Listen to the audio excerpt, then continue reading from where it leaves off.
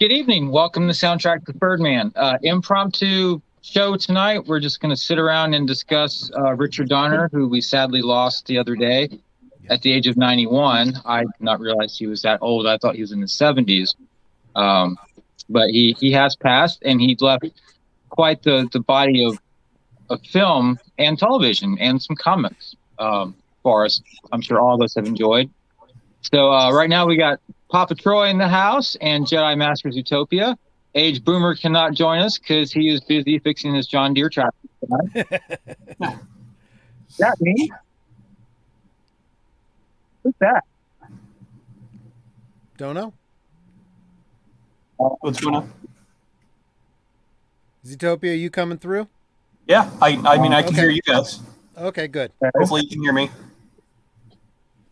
I mean, Yep, I don't. everything's fine for us, Birdman. Okay. Somehow YouTube radio started. Okay. So I hate Bluetooth and I hate technology most of the time. Okay. Well, it's not perfected. Once they get it perfected, something new will come out that doesn't work. That's true. God bless VHS. And you got to Apple will figure out a way to make it not compatible. Yeah, true. Exactly. So, Zootopia, what's your favorite Richard Donner film? I don't think it's any surprise that Superman is at the top of the list. I mean, his filmography is wide ranging, and he had his hands in so many things. But I was a kid.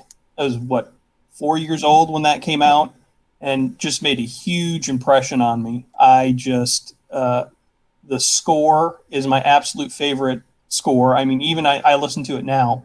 I feel like I can fly, and you can tell from the opening shot, just from the opening shot, when they have that opening shot of the comic book and the little kid reading the captions, you just feel his love for it, and it draws you in immediately. You get his reverence for it, and you know that the character is going to be taken well taken care of, and it's just a fantastic film. If you told me even now, with all of the Marvel movies and everything, that Superman is your favorite superhero movie, I would, there's no shame in that. It's because it's almost perfect. The opening hour with the origin is probably the most perfect telling of a comic book ever.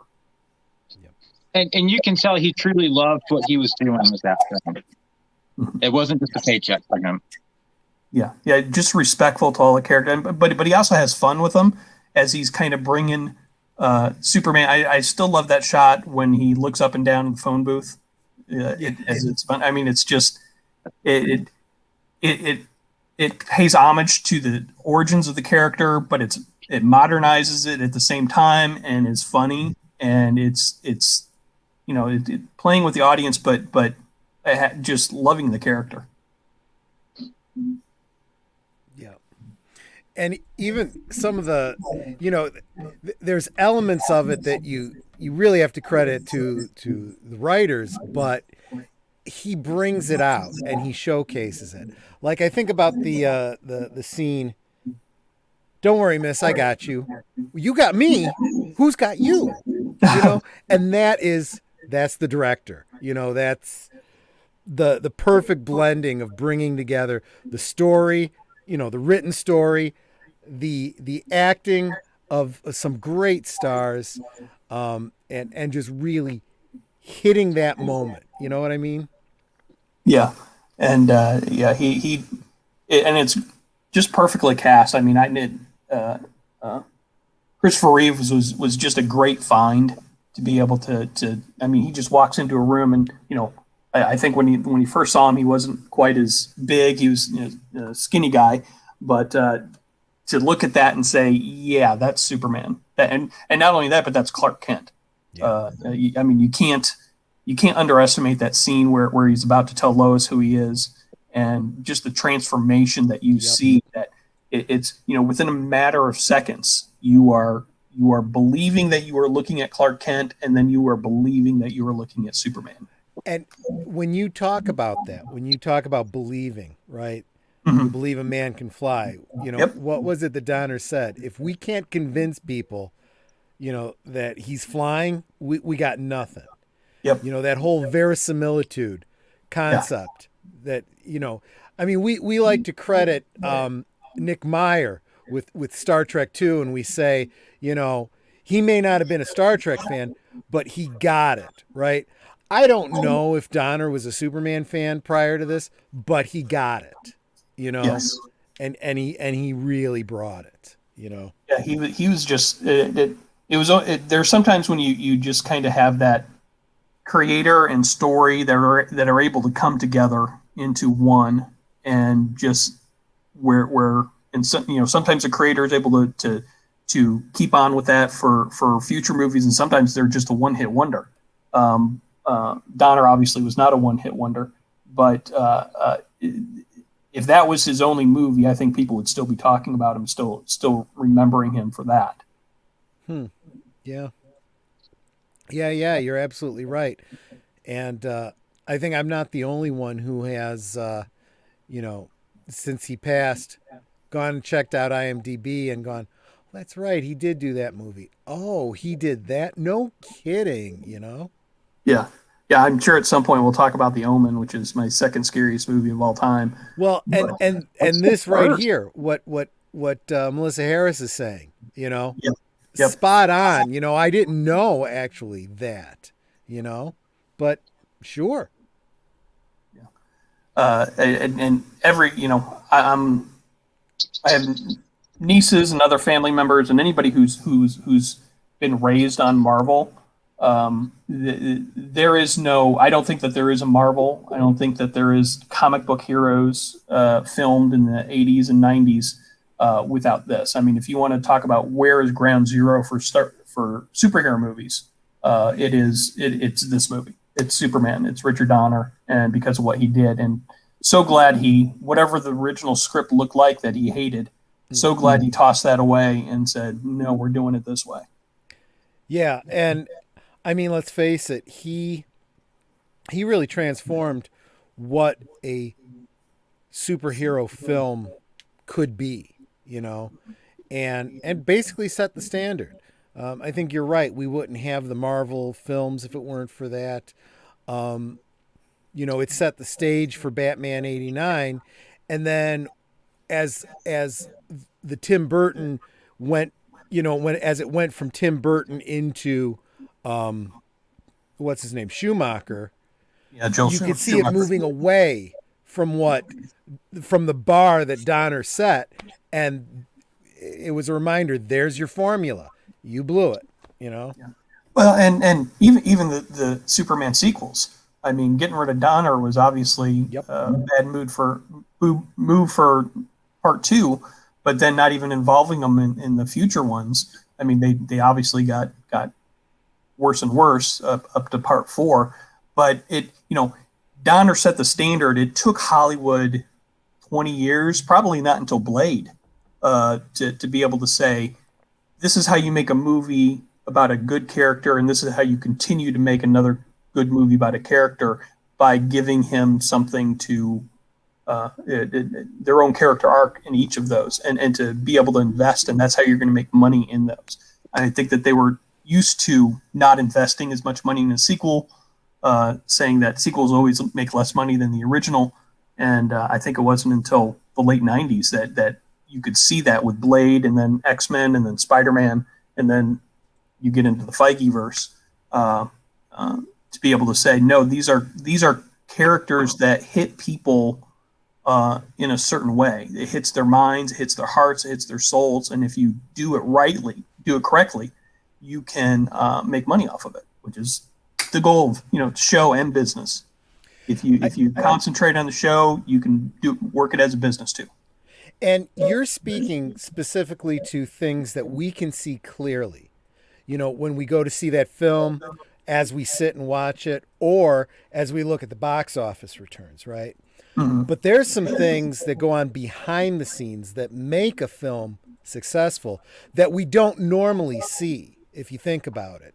And every time you either watch a DVD, behind the scenes interview with like Margot Kidder or whatever, or hear them at a convention or something like that. I actually now, and I'm saying that because I don't remember where I heard this, whether it was in person when I met Margot Kidder or if it was, on a DVD extra, but she did specifically say of her experience as Lois Lane. Boy, she loved working with Richard, but she said that it was like heartbreaking when he didn't come back for the second one, and it wasn't as positive an experience for the second movie. And Gene Hackman bounced for the second one. Yeah, he filmed the scenes with Donner when Donner did his part, and then when they switched over to Richard Lester, he's like I'm done. I did my part. I'm not coming back and doing it. So I don't know if that was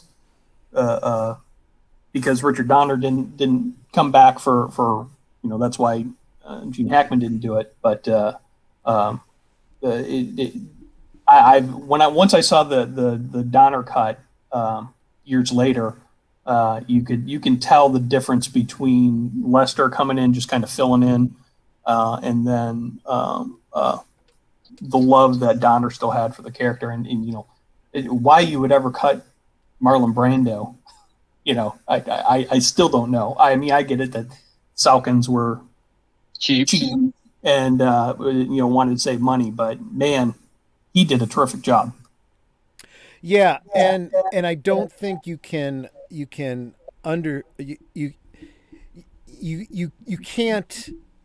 you may not see it, but if you think it through, you realize it's so true.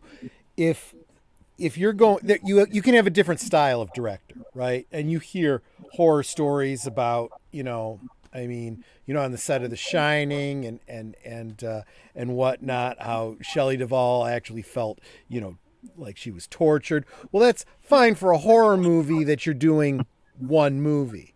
But when you're doing a superhero story that you expect to do multiple, iterations of, you kind of want your cast to be upbeat, get along, have chemistry, and the director is responsible for fostering that. They're the coach, bringing the team together. Yep. And I got the distinct impression from the people that talked about him that's exactly what Donner was. Yeah, that's something that I've kind of heard in the last couple of days and kind of read, in the past, is that as a person, as a director, he was a consummate leader. He was someone that knew what he was doing, knew what he was talking about. He came in with a plan and knew how all the pieces fit together.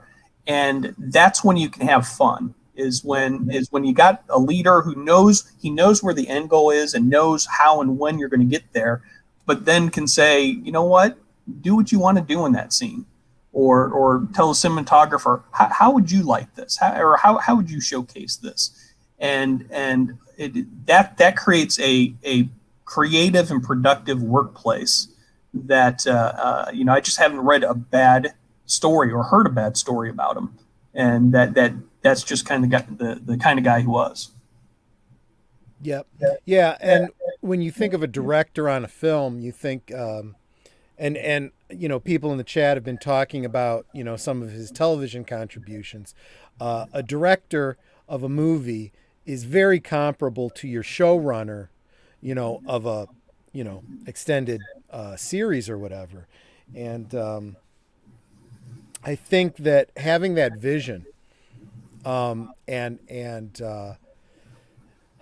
being able to get everybody working together to bring that vision to life. I mean, that's why the whole concept of the Donner cut is so bittersweet, because on the one hand, you get a glimpse of what could have been, but on the other hand, it's not exactly what it should have been, Yeah. It's all the elements are there in the, and I growing up, I loved Superman 2. All fight scenes and all that. I mean, they were well done. But once I saw what it could have been, I was like, wow, that was just it. It added, the icing on the cake. So, nothing against Richard Lester. Obviously he comes in and he's the backup quarterback who has to come in because the quarterback can't do it. But it was the Salkins as the coach of the football team who took out the wrong quarterback, and Lester did what he could. And as we're probably going to start pivoting into some of his other works, I mean, if all you know is Superman, then great. The guy was a genius. But talk about versatile, right? Oh yeah. I mean, we have Melissa Harris talking about him coming up with the plane gremlin, and we're going to talk about some of his other movies, The Omen, and so forth. I mean, he could do horror, Scrooged, comedy. Yeah. He wasn't a one-trick pony by any means. See, you bring up Scrooge, and that had comedy, and it had holiday, and it had horror. Yeah. And was it Bill Murray who held it all together, or was it Richard Donner, or was it both? From what I've heard of Bill Murray, I'd say that Donner held it together in spite of Bill Murray. Yeah, he was a jerk. Yeah. Well, and here's the thing. I like Bill Murray as an actor. I've enjoyed many of his movies, comedies, Ghostbusters, and that. But he's one of those guys that he plays a great jerk, and he continues to be a jerk through the entire movie. And then in the last 20 minutes, you're supposed to believe he becomes a nice guy. And I never quite buy that in him. So Groundhog Day, Scrooged, I never quite buy that Bill Murray is suddenly a great guy. Yeah. That he suddenly changed. It always seems like it's a little bit of an act, but I would say that maybe Groundhog's Day I could buy it, because if you buy into the theory that it's actually like 1,000 years or something like that he spends going through the time loops. There's got to be some character development there. But I think the reason you can easily buy him playing a jerk so well is I don't think he's acting. I don't either. That's why Jack Nicholson makes a great, crazy, evil villain. I think he just is playing Jack Nicholson, Yeah. I think that the way that he and Chevy Chase, the stories about them getting in fights and stuff, I think it's because they're too similar, not because. Not what I've heard, it's true. And so think about it. Think about that, though. How a director has to be able to manage those kind of strong personalities. We were talking about leadership earlier. That requires leadership for sure. Yeah, I mean, to be able to handle all those different personalities and to get them all going in the right direction. I mean, there scores of books on how to do that, and for someone to be able to kind of be able to do that naturally, I think that people that I've read and heard these stories from all seem to be drawn to Richard Donner, and that they want to hear him. They think that either they can learn something or they think they're going to have a good time with him and be creative and be able to have a good working relationship with him. So I think those kind of people are few and far between.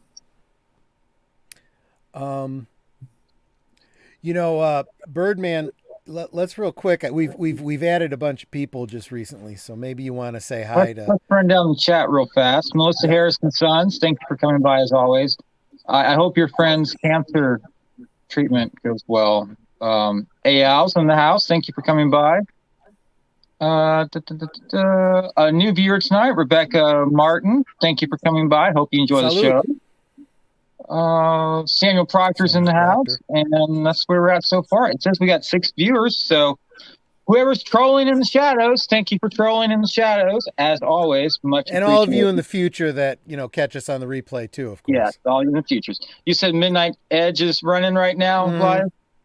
I mean, they steal most of my audience, I'm sure. Yeah, there is some crossover there, Yeah, there is. They're a little bit bigger than me, but that's okay. I'll be honest with you, it's tough for me because I'm a Midnight's Edge. What do you call it? A member, subscribe. What do you call it? Yeah, channel member. But they have so many channels, I can't be a member of Yeah. every single one of them. It's like, sorry, Tom, I can't do Midnight's Edge After Dark too. But No, I'm anyway, a big fan of theirs too, and I was listening to them yesterday. I since Sound Engraver hasn't been doing her Monday night. I've been listening to Toxic Femininity and I like their noon I show. love those girls. Those I girls. do too. And Yeah. And their noon show. I love Andre. I could listen to Andre all day. Oh, I just love to hear him say, "Rrr, I do like that one too. Yeah. And let me tell you something. If you're not following Latino Slant, Paulie's channel, is a regular guest, and she is so sweet in person, so to speak. Oh well, you actually do that almost as well as Andre, maybe even better. Well, Yeah. it's funny. I haven't talked with Paulie about this yet. I did take 4 years of Spanish in high school, and although I didn't do very well, I can't say that I'm fluent in Spanish, but I was able to pick up a newspaper, read it out loud, and have a native speaker think that I was a native speaker. They said my accent was spot on. I said, I have no idea what the hell I'm saying, but I can pronounce it pretty well. Well, at least you can fake your way. I can fake it. Yeah. I've been faking it all my life. But yeah, so I have heard this theory that, and you guys might know this better than I would, that a horror that writing and directing a horror film and a comedy have the similarity that it's all about timing. And I think especially for a director, understanding that timing is so crucial. So when I was speaking earlier about that line, you got me, who's got you? Timing. Right? That's absolutely right. And that's a comical bit in a otherwise tense, dramatic moment. And then you look at The Omen, right? Yeah. Which is That is. I guess technically it's horror. I mean, I don't think in modern terms we tend to think of it as horror, but there is definitely that horror element to it. And boy, talk about time. That is a very different tone, and very different pacing from Superman or Lady Hawk or really anything else. Yeah, and that's a sign of someone that knows their craft. Right. My point exactly. Yes. I'll say this about The Omen. I have not seen the film. I have listened. I don't watch horror movies. But the film score by Goldsmith, when you get past the main title, the satanic chanting and everything, you have some of the most beautiful music in The Omen that Jerry Goldsmith has ever written. Yeah. Yeah, And that's very true. it's for a horror film. Yep. And then you have the straight up satanic chanting in The Omen, and you just bookend it with the love theme, and it's like, this is beautiful music. And that was his only Academy Award win, was for The Omen. Yeah. Yes. Well, it was well deserved, and I will tell you, when I started first kind of dipping my toe into horror movies, I mean, my mom wouldn't really let me watch that. So she didn't want to send me to see E.T. She thought it had aliens in it, and that I would be too scared. But, Technically. But in high school, when I started dipping my toe into horror films, that was the scene where he digs up the coffin and then opens it up in The Omen. Just completely freaked me out. I mean, it gave me nightmares. It was on my mind for weeks afterwards, and just creeped me out all the time. It is. I think that's just a great horror movie that just sticks with you. it's one of those ones that sticks with you. Yeah, and when you think about, again, it's the cast, right? You got Lee Remick, you got was that Gregory Peck? Yeah. Yes. Man, and Which was a great get. Heck, if I can remember the kid who played Damien, but Yeah, that kid was good. I don't know how they got him to look so creepy. I don't know if that was natural or they had to coax it out of him. But well, yeah, this is interesting that he was there. because, okay, so you look at the kid from Omen, and then I mentioned The Shining earlier. You look at the twin girls. Yep. And you think, oh my gosh, so creepy, so scary. I don't know about the kid that played Damien, but the ones that played the twin girls, absolutely no idea that they were supposed to be scaring people. Yeah. They were just doing what the director said, reading or reciting their lines. And in fact, what the kid that played the kid from The Shining, I forget the Torrance kid. Oh, Danny. He said, yeah, Danny. He said, in an interview, he said, yeah, everyone says the girls were so creepy, but I had no idea they were supposed to be scary. They were just my friends that I hung out with at lunchtime, and we used to play games together. And, I mean, that's, again, just the behind the scenes as opposed to what, and the director has to do that, right? There's the old trope of imagine what it looks like on the screen, right? From the director's point of view. We just got to get that shot on the screen. Doesn't matter if it looks real from the guy who's the gaffer. What matters is what hits the camera lens. And so, yeah, I would argue that they weren't trying to make the kid be creepy. They just said, just read the line. Okay, relax a little bit more, whatever. And let's face it, the kids are cast because they're kids and they just had the right look, the right demeanor, the right mannerism. And it just so happened they happened to come off as creepy. Yeah. Yeah, I wonder if, those kids go back years later and look at it and say, holy crap, I was creepy. I had no idea I was like that, and just scare themselves. Well, and I think it was the kid that played Danny Torrance who said he had no idea he was playing in a horror movie. He had no idea what the movie was about. And because he was so young, he didn't see it until he literally was an adult. And he was like, oh, that's a whole different movie. And I thought I was filming. Yeah, he didn't. I guess he didn't have to film all those scenes with Shelley Duvall and Jack Nicholson. So that was good. He just got to ride his big wheel. If you think about it, just because we see him as being just off camera or whatever, he may not have even been on the set when that was filmed. Yeah. So, but yeah, I mean, so coming back to Donner and filming The Omen, who knows how he did it behind scenes. He got the shots. That doesn't mean that, he didn't have to terrorize the actors, or he had a way to pull something out of them without, making them not want to be there in the first place, Yeah. I still don't know how the Salkinds watched that movie and said, yeah, that's the guy who's going to direct Superman.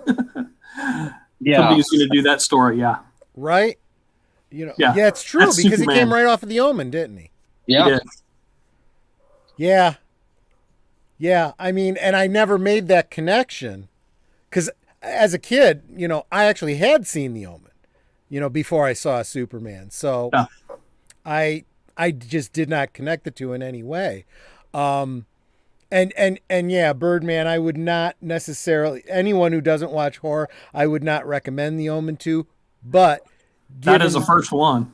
Having said that, what constitutes horror today and what constitutes horror in the 70s, maybe two very different things. I mean, I know you've heard me on streams before where I've talked about sitting down with Nanette to watch the original Amityville Horror and saying, I know you don't like horror movies, but sit with me and watch this. I'll be right here with you. I just want you to see something that I found incredibly scary as a kid, kind of help you understand my psyche or whatever. We were halfway through that movie and she's like, "Have we gotten to the scary part yet?" And I'm like, "Honest, this scared the hell out of me when I was a kid." Seriously, we get to the end of it and I'm like, I can't remember why I was so scared. Yeah, that happened to me when I hadn't seen An American Werewolf in London, and it really, I don't think it was until after college, after when I was in my 20s, and a friend sat me down and showed it to me, and I was like, "Yeah, what's the big deal?" He was like, "This movie just scared me so much as a kid," and I kind of watched it. I was like, "Yeah, it's some good effects, but wasn't that scary?" So yeah, sometimes those the movies that hit you at just your right age stick with you. And, it was really hard for me to be scared of American Werewolf in London because Jenny Agutter. That's all I could see. Yeah, Yeah. there's nothing wrong with that. But so yeah, I mean, I think the thing about The Omen is it's more of a psychological, especially if you have like religious convictions. That whole, Oh yeah. I mean, Antichrist, all that kind of stuff. It's the same thing with like The Exorcist. The Exorcist is really scary to a Catholic. To a Protestant or especially an atheist, it's like it's a little girl spitting pea soup, and doing naughty things with a crucifix. It's Yeah. I mean, those are all the things that you were warned about when you were in Bible school. Catechism or whatever. Exactly. Yeah. Right. And I remember my mother saying that too. She's like, the reason these movies scare me is because that really could happen, And so, Yeah, that scene where in Omen where his nanny is standing up and about to hang herself, and she's looking at him with admiration and saying, "This is all for you." I mean, that is just creepy. Well, that one, I mean, that messed me up a little bit as a kid too. But It's good. but it messes me up even more as an adult looking back on it, because you even take away all of the supernatural stuff from that movie, the cult mentality that's inherent in that story, and you see, like what were the ones with that wore the gym shoes and we're gonna take off with Haley's Comet and whatnot. Oh, or Jamestown thing, or any of those. I mean, that's some scary stuff. Or even the Democratic National Convention. I mean, the cult mentality. Yes. Yeah.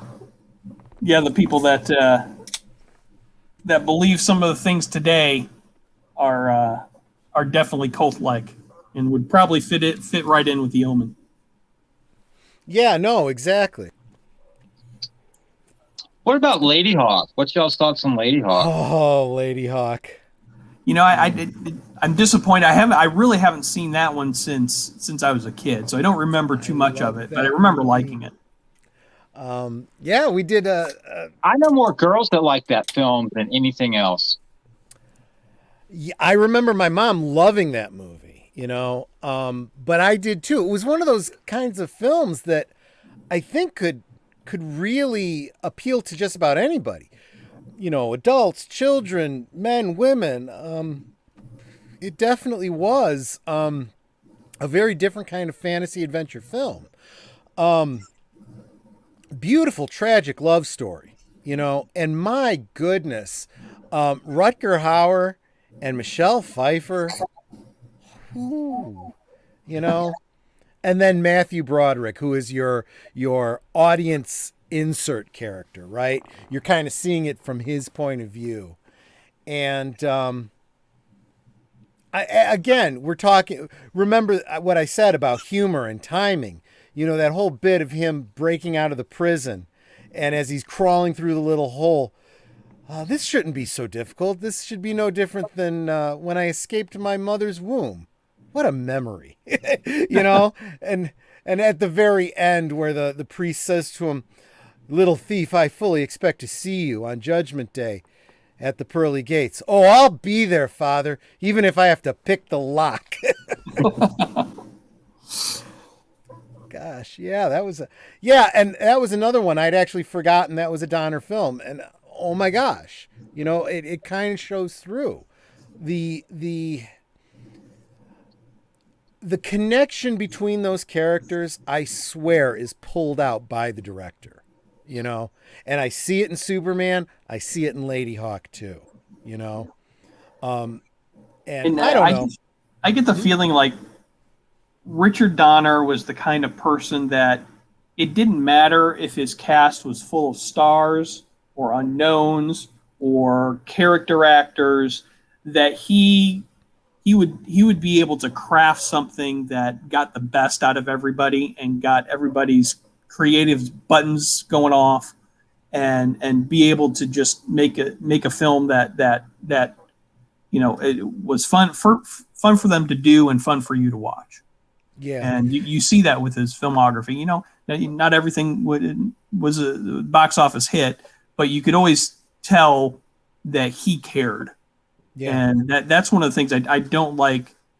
A film can be good or a film can be bad, but if it is boring and lazy, and it looks like the director doesn't care, that bugs me, because that's wasting my time. I could be watching a different film or doing something else. And like I Last don't. Jedi? Yeah. Well, I don't think his was actively bad, although alternate bad and boring. But I think of something like that Zack Snyder film on Netflix about the zombies that just came out. Yeah. Boring. Is that not good? It was not good. It was boring, and it just looked lazy. And that's when skip watching the movie and just see the critical drinkers commentary on it. It's much better. Yeah, well, and that's what I'm finding out nowadays. I like watching. I don't watch Batwoman, but watching Az's reviews on it is hilarious. Yep. And so I'll be honest, though. I mean, what's even worse is when some of these movies and some of these TV shows, you get to the point where you care so little, you don't even want to watch the commentaries. And I am not even bothering to watch any of my favorite YouTubers talking about Loki. I don't give a crap anymore. Yeah. That's how little I care. Yeah. It's not worth the bandwidth to me to download it. And it's not worth even listening to the commentaries about the people, by people saying it sucks. I know it sucks. I don't care anymore. That's a little. I get Disney Plus for free through my cable service, and I watched like the first 4 episodes of WandaVision, and I was like, these are terrible, and I haven't watched one since. And I'm the target audience. I mean, I grew up on Marvel. And I'll tell you what, the ending of that series was as much a gut punch as the ending of Game of Thrones. Oh, really? It's just, yeah. I mean, I don't know how disappointing it could be compared to Game of Thrones, but you have to work hard. It's right up there. It's right up there, especially because they're kind of letting you down for the whole MCU. But you know what? Let's not get off on the tangent about what sucks. Let's kind of rejoice in look. Donner, even at his worst, he was pretty good. That's why I got this here. Most people forget this movie. Adaptation of Michael Crichton's Timeline. Oh, Timeline. That was a Donner film too. That was the second to last film. Of all of his films, I'd say that was the weakest. But from what I hear, that wasn't really his fault. Timeline, the book, did for time travel what I feel the book Jurassic Park did for dinosaurs and, genetics and cloning and all that kind of stuff. He really had you believe, the writer, Michael Crichton, had you believing that this fiction was plausible. Even if it's not, it felt like it was. And Timeline, the movie, I dragged some friends to see the movie, and I was like, oh gosh, this was such a good book. You're going to love this movie. We're at the end of the movie, and I'm like, I'm sorry, guys. Not really as good as I built it up to be. Yeah, that happens. But I have to argue that wasn't Donner's fault. I know they refilmed major portions of it, and the production dragged on because Jerry Goldsmith did the film score, and they were happy with it. And then they went back and they reshot a large portion of the film, and the studio said, "Okay, Goldsmith, go back and rescore it." And he says, "I can't. I'm doing something else now." So they nixed his score, and they brought in, I think, Brian Tyler to rescore the film. Yeah, I don't even remember the score, to be honest with you. It was one of Goldsmith's final scores as well. So, and yeah, that's kind of like a sore spot with a lot of Goldsmith fans. Is I have never, second to last score. Of all of the, whenever you see a book adapted into a film, what do people always say? Well, the book was better. I don't think that ever applied more than to the movie Timeline. But I again state that is not the director's fault. I feel he gave us the best film he could with a whole lot of things working against him. Not least of which was, I'm going to say, the actors that he was working with, but he does have a history of bringing out the best in his actors. What I'm going to instead say is a very much changing Hollywood. I think the whole way of making movies was changing at that time, and I think we're seeing the worst end of that now. And I think it was right around that time. Wasn't that his last or his second to last film? Second, the very last was 16 Blocks in 2006.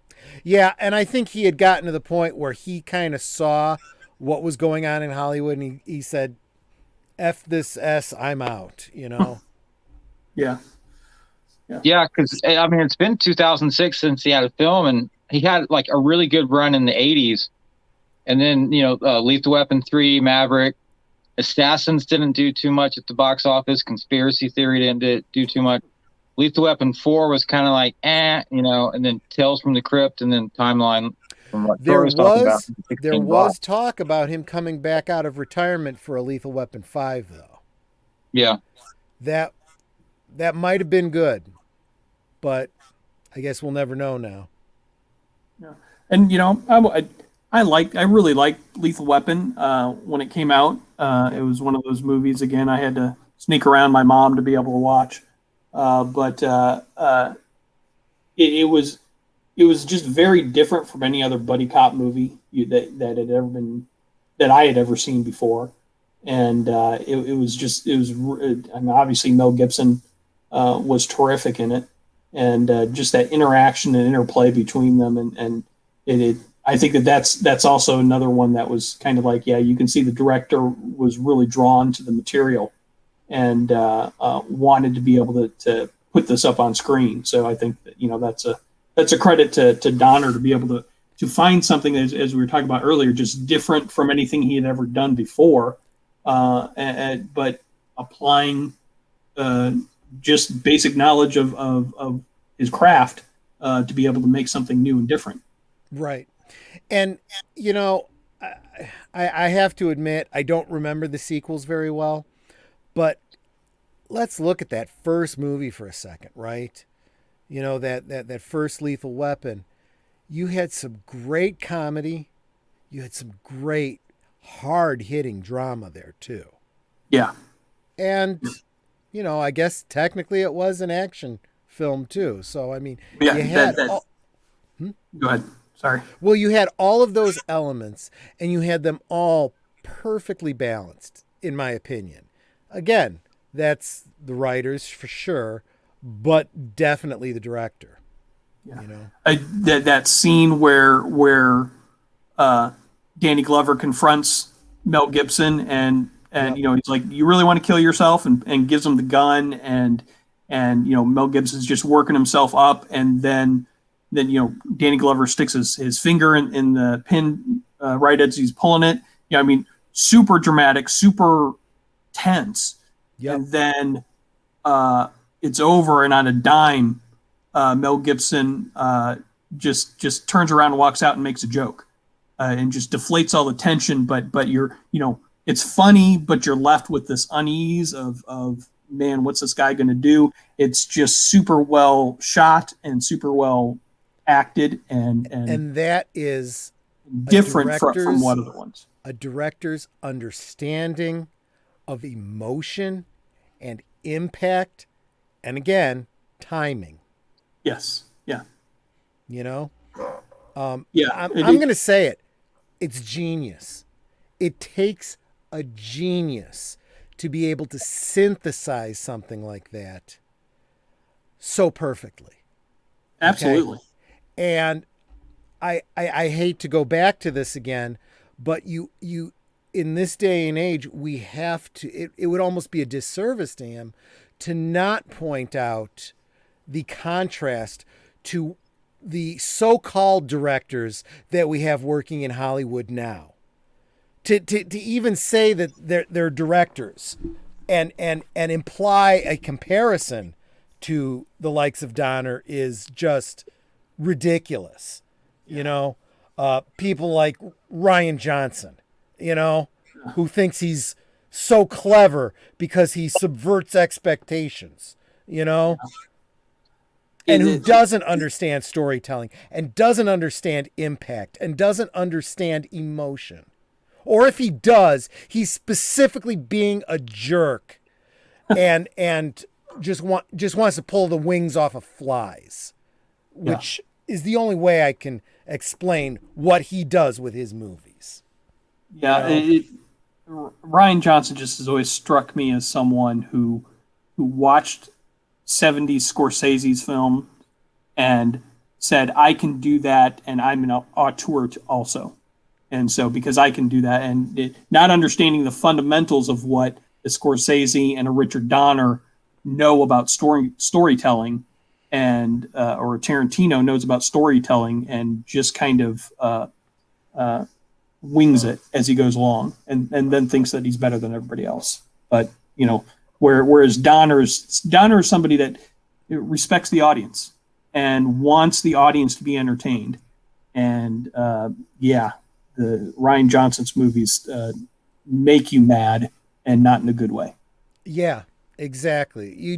It's insulting. It really is. Whereas the movies that Donner did, it's just, I don't know, the opposite. It was like, it made you feel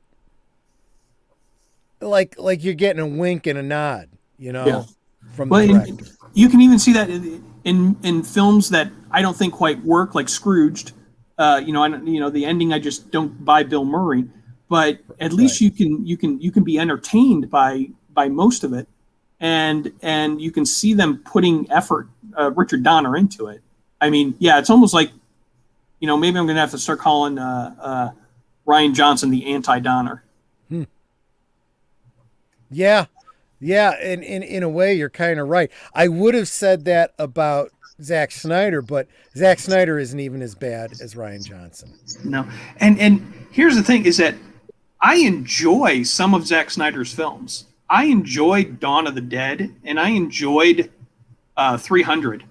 But there's just something along the way. I mean, you can kind of. I enjoyed most of Watchmen, but if you see Watchmen, you don't give Zack Snyder the keys to your DC universe, because that guy does not like superheroes. And then he went on to prove it in his DC in Superman and Man of Steel. He does not like Superman. It took me 4 nights to get through the Watchmen on DVD. Did it? Yeah. I'm just like, oh Lord, they just knocked all this guy's teeth out, and it's just there. I'm just like, I gotta take a break now, and I'm so glad I didn't see it in theater, because I would have just like, this is a bit too much for me to take in one sitting. Had you read the comics? No. See, that's the problem. I think there's a very different experience between someone who's read the comics and then seen the movie, and someone who just sees the movie straight. Unlike what we were saying earlier about, the book is always better than the movie. I feel like this is one thing I will say as a positive about Zack Snyder. He's a visual artist. Okay, he was able to interpret the visual medium of the comic book and put it up on the screen. He treated the comic book as though it was the storyboard for his movie, and he made it. And I can't imagine anyone doing a better job with Watchmen than Zack Snyder did. Even the places where he altered or changed or veered from the comics, he did it in a very logical way that, someone who's read the comics is like, okay, I see why he did that, because what I read in the comic would not translate to the film. So he simplified this element, made the story a little bit more streamlined, and yeah, that kind of worked, And I felt that he did Rorschach really well. I think that to bring that character to life on screen, that's something that, and I think that's probably the first character that, if you asked any Watchmen fan like I am, which character you want to get right, it's Rorschach. Now, in fairness, again, like I was talking about certain actors that are typecast because they're not really acting, they're just playing themselves. I feel like Zack Snyder with the Watchmen, that's his wheelhouse for superheroes. He got that because that's his world mindset, right? And that's what he tried to do with Superman and Batman and all of them. And it doesn't apply to them. That's a whole different thing. But the Watchmen, great. Don't let him go too far outside of his wheelhouse, though. The 300, another one. He took a comic, treated it as though it was the storyboard for his movie, and made it. And good, perfect, in my opinion. Perfect adaptation of a comic book. But I couldn't see him going off and doing, a horror movie or a comedy or, a drama. That talent is not there, in my opinion. Yeah. And I think that it's in the same way Richard Donner was able to take Superman and be aspirational or inspirational. Zack Snyder can take a Watchmen or a 300 and tell a depressing story, where the heroes aren't the heroes, and where everybody loses at the end. That he can tell that story well. And it's when DC continually learns the wrong lessons from Kevin Feige and Marvel. And I would say that is, again, we've really got to give it to Donner, because I feel like if he'd been given the reins, he could have done Watchmen. He could have done, the Man of Steel or whatever. We saw him do it already. Yeah. But, he could have done the 300. He could have done, any of these films, because he wasn't a one-trick pony. He could do it all. He could go from doing the aspirational Superman, the iconic Superman, to The Omen, which is kind of the opposite, right? Yeah. Yeah. That's a story about an up-and-coming villain, right? Yeah, absolutely. The Antichrist. It's the exact opposite of Superman. Because Superman, a lot of people compare him to Moses and to Jesus and whatnot. Okay, fine. Well, Damien is definitely the opposite of that. Yeah, absolutely. Yeah. And then he's also, we were just talking about the deconstruction and the nihilism of Watchmen and stuff like that. And whatnot. The action adventure, pseudo historical of the 300. It's a one-hit pony, right? Whereas you look at Superman and you've got the comedy, you've got the action, you've got the drama, you've got the suspense, he hits all the notes in the same movie. You were just talking about Lethal Weapon. To go from heart-wrenching drama, suspense, to comedy, off-putting comedy, within a scene. Yep.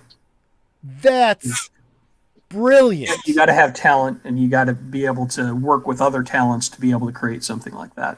Yeah. That's what Donner brought. Yeah, let's face it. He couldn't have. He would have had it. It would have been a completely different scene if it hadn't been Gibson and Glover, right? Yes. But it does take Donner to look at those two and say, what do these two bring to the table, and then draw out the best in them. Yep.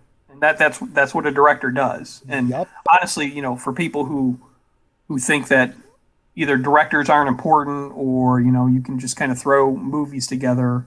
I mean, you watch a scene like that in the middle of a Lethal Weapon movie and watch in Superman when Clark is talking to Marlon Brando and Jor-El in the Fortress of Solitude. Those are the kinds of things that I because I just watched I put on Superman last night and watched it, and when he's talking to Jor-El, the look of earnestness on his face of, this is my dad. I'm finally getting to be my dad, and just I want to know who I am and where I came from. And that look in Christopher Reeve's face, I would guess that he and Donner talked about that a long time. Imagine this, that you're meeting your dad for the first time. You're not Superman. You're not even Clark. You don't even know who you are. You don't even know what your name is. You finally meet your dad, and to be able to draw that out of him, that's what a good director brings. Yeah, that's exactly right. And I don't think, I don't think enough people realize how much Donner brought to the mythos of Superman. Yeah. I mean, those movies were pivotal. They defined Superman for us. Yes, and it was a very pivotal turning point for the Superman comics too. Yep. Absolutely, yes. I don't think enough people realize that so many elements that are taken for granted in Superman stories now, minor though they may seem, are there because of Donner. Things like orange juice freshly squeezed, Lois having a problem with cigarettes and wanting to go back to smoking, things like that. Superman, I don't lie.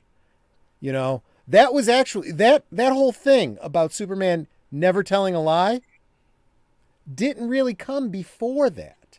He lied all the time in the Golden Age comics. Yeah. I mean, one could actually argue the whole concept of the Clark Kent identity could be considered a lie until what we see in Donner. At that point, we realize for the first time that Superman is not Superman. Superman is Clark Kent. Yep. And he puts on Superman when he does his thing. Yeah.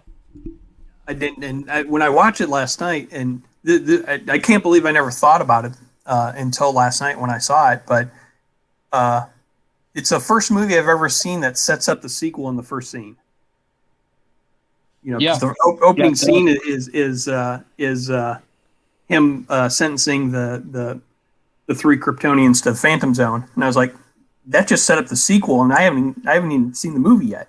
But it also establishes who Jor-El is as a character. It really does, and it's not the kind of setting up the sequel that we keep seeing in Marvel, right? Where it's this.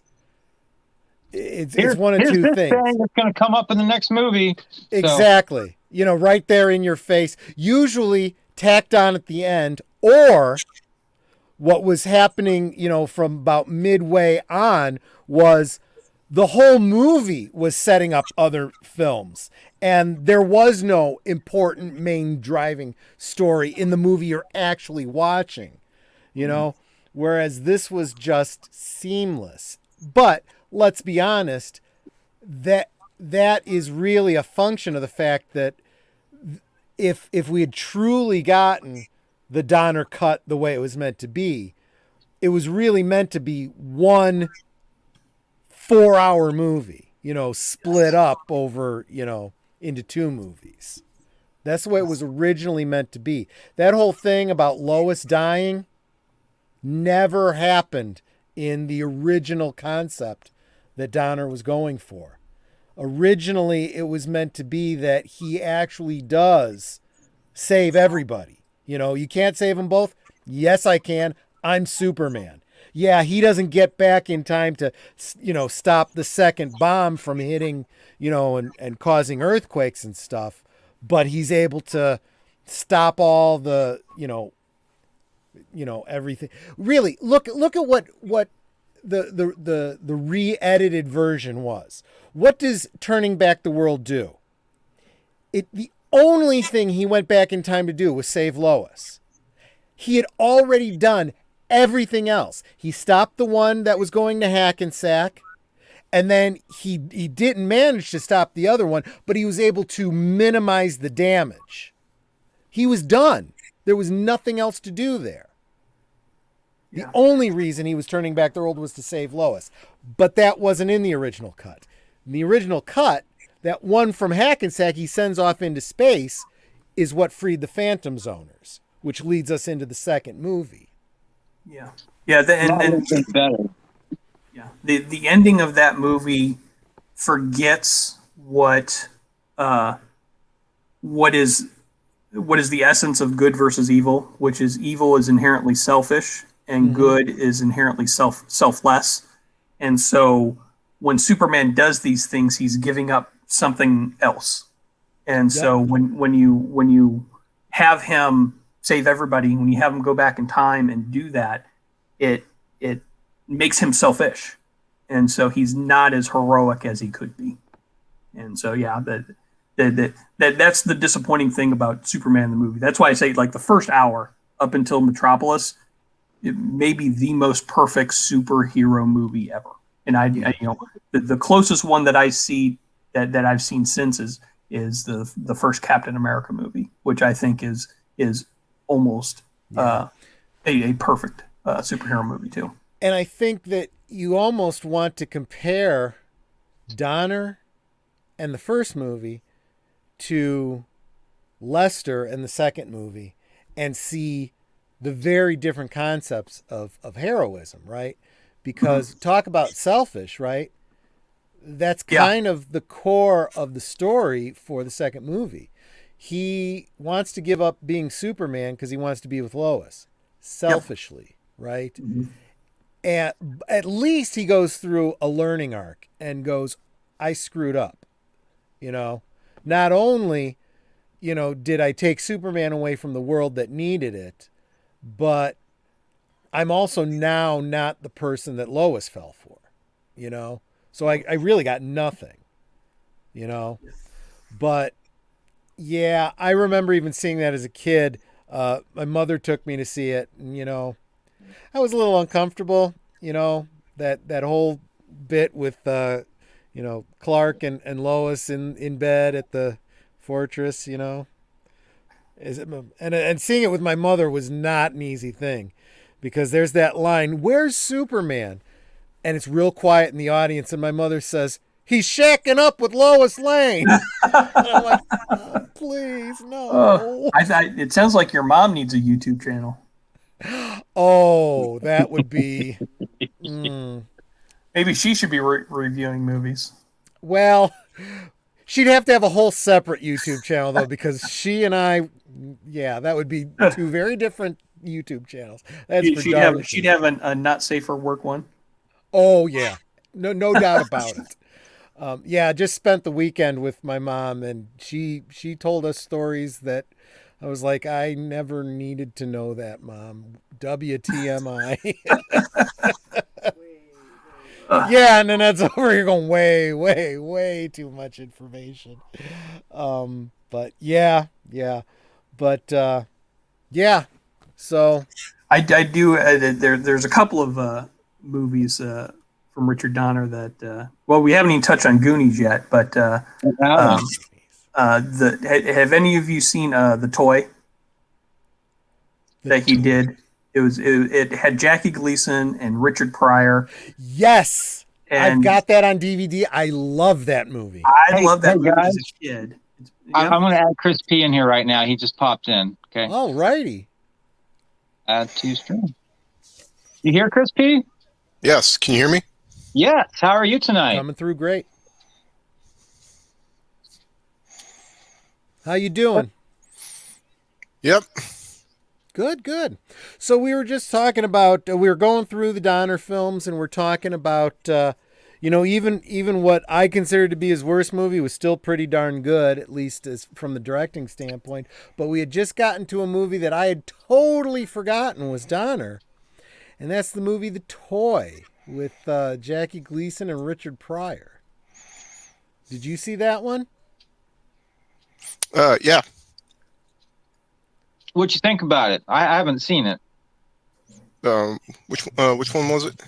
The Toy? Oh, the toy. Oh, geez. Well, it's been years since I've seen. But I haven't seen it since the '80s. I hate to say it, that's another one of those movies I think that wouldn't work in this day and age. No, you could not do that for a lot of reasons. Yeah, the concept of owning someone else, like he was offering to rent him out for a while.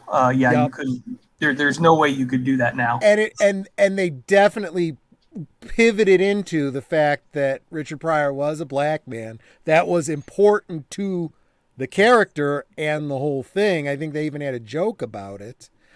And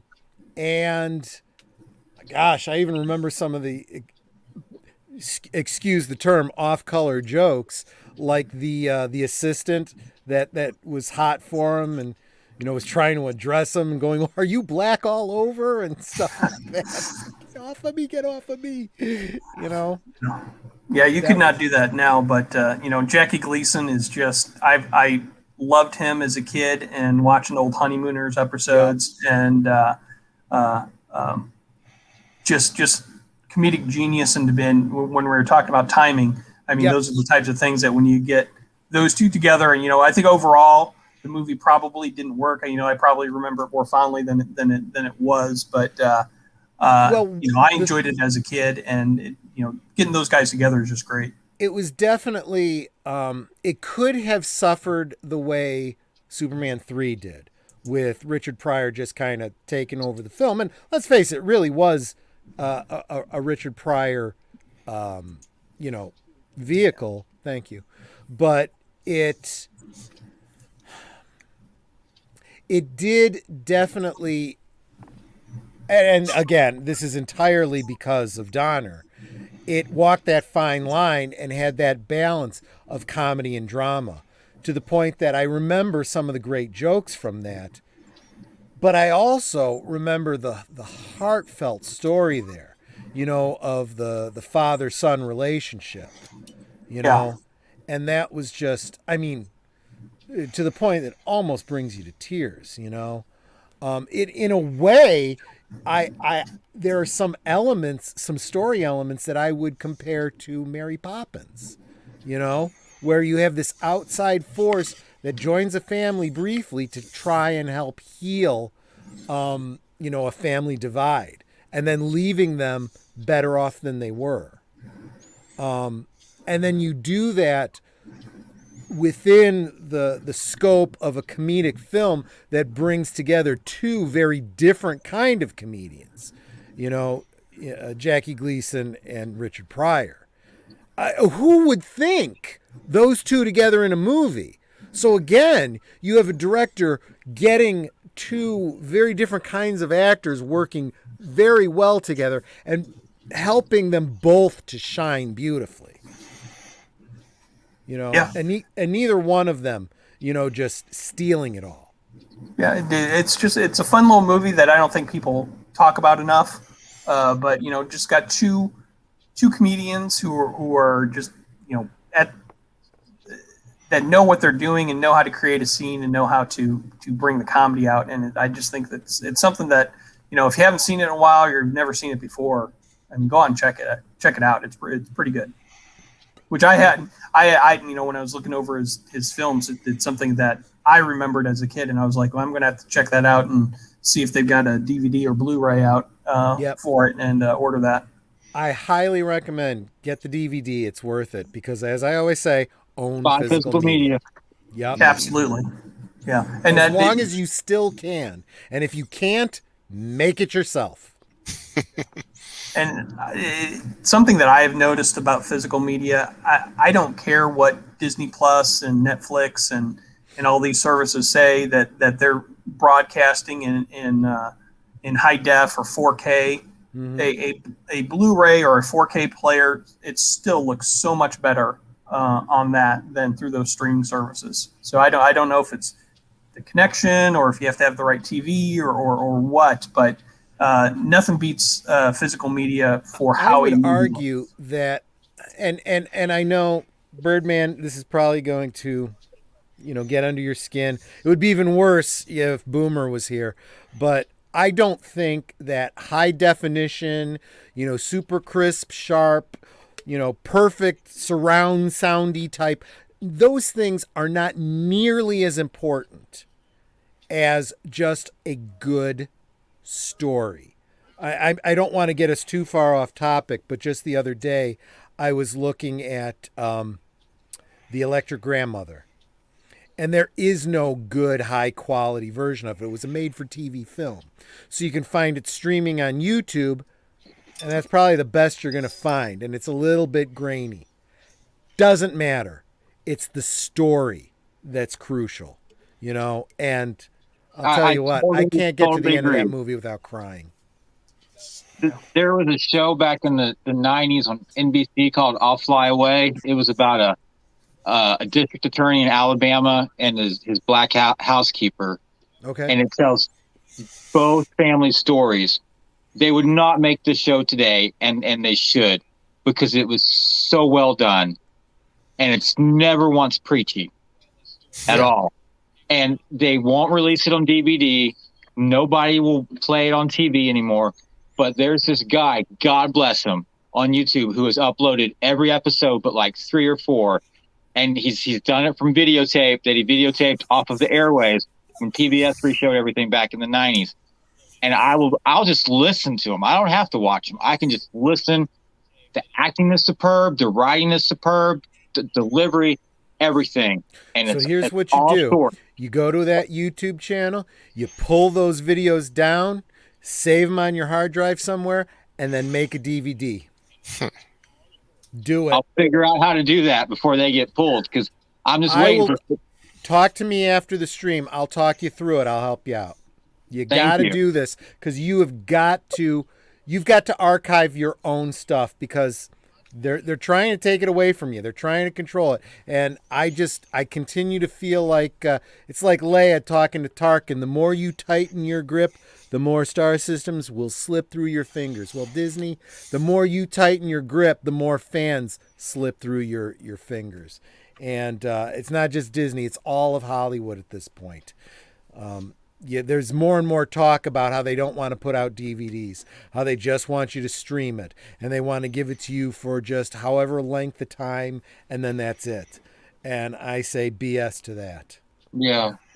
If Disney could, I think that Disney wishes that they were the first in the streaming space because they would be charging you $60 a month for Disney Plus if they could. Yeah. I mean, you just mentioned the toy, right?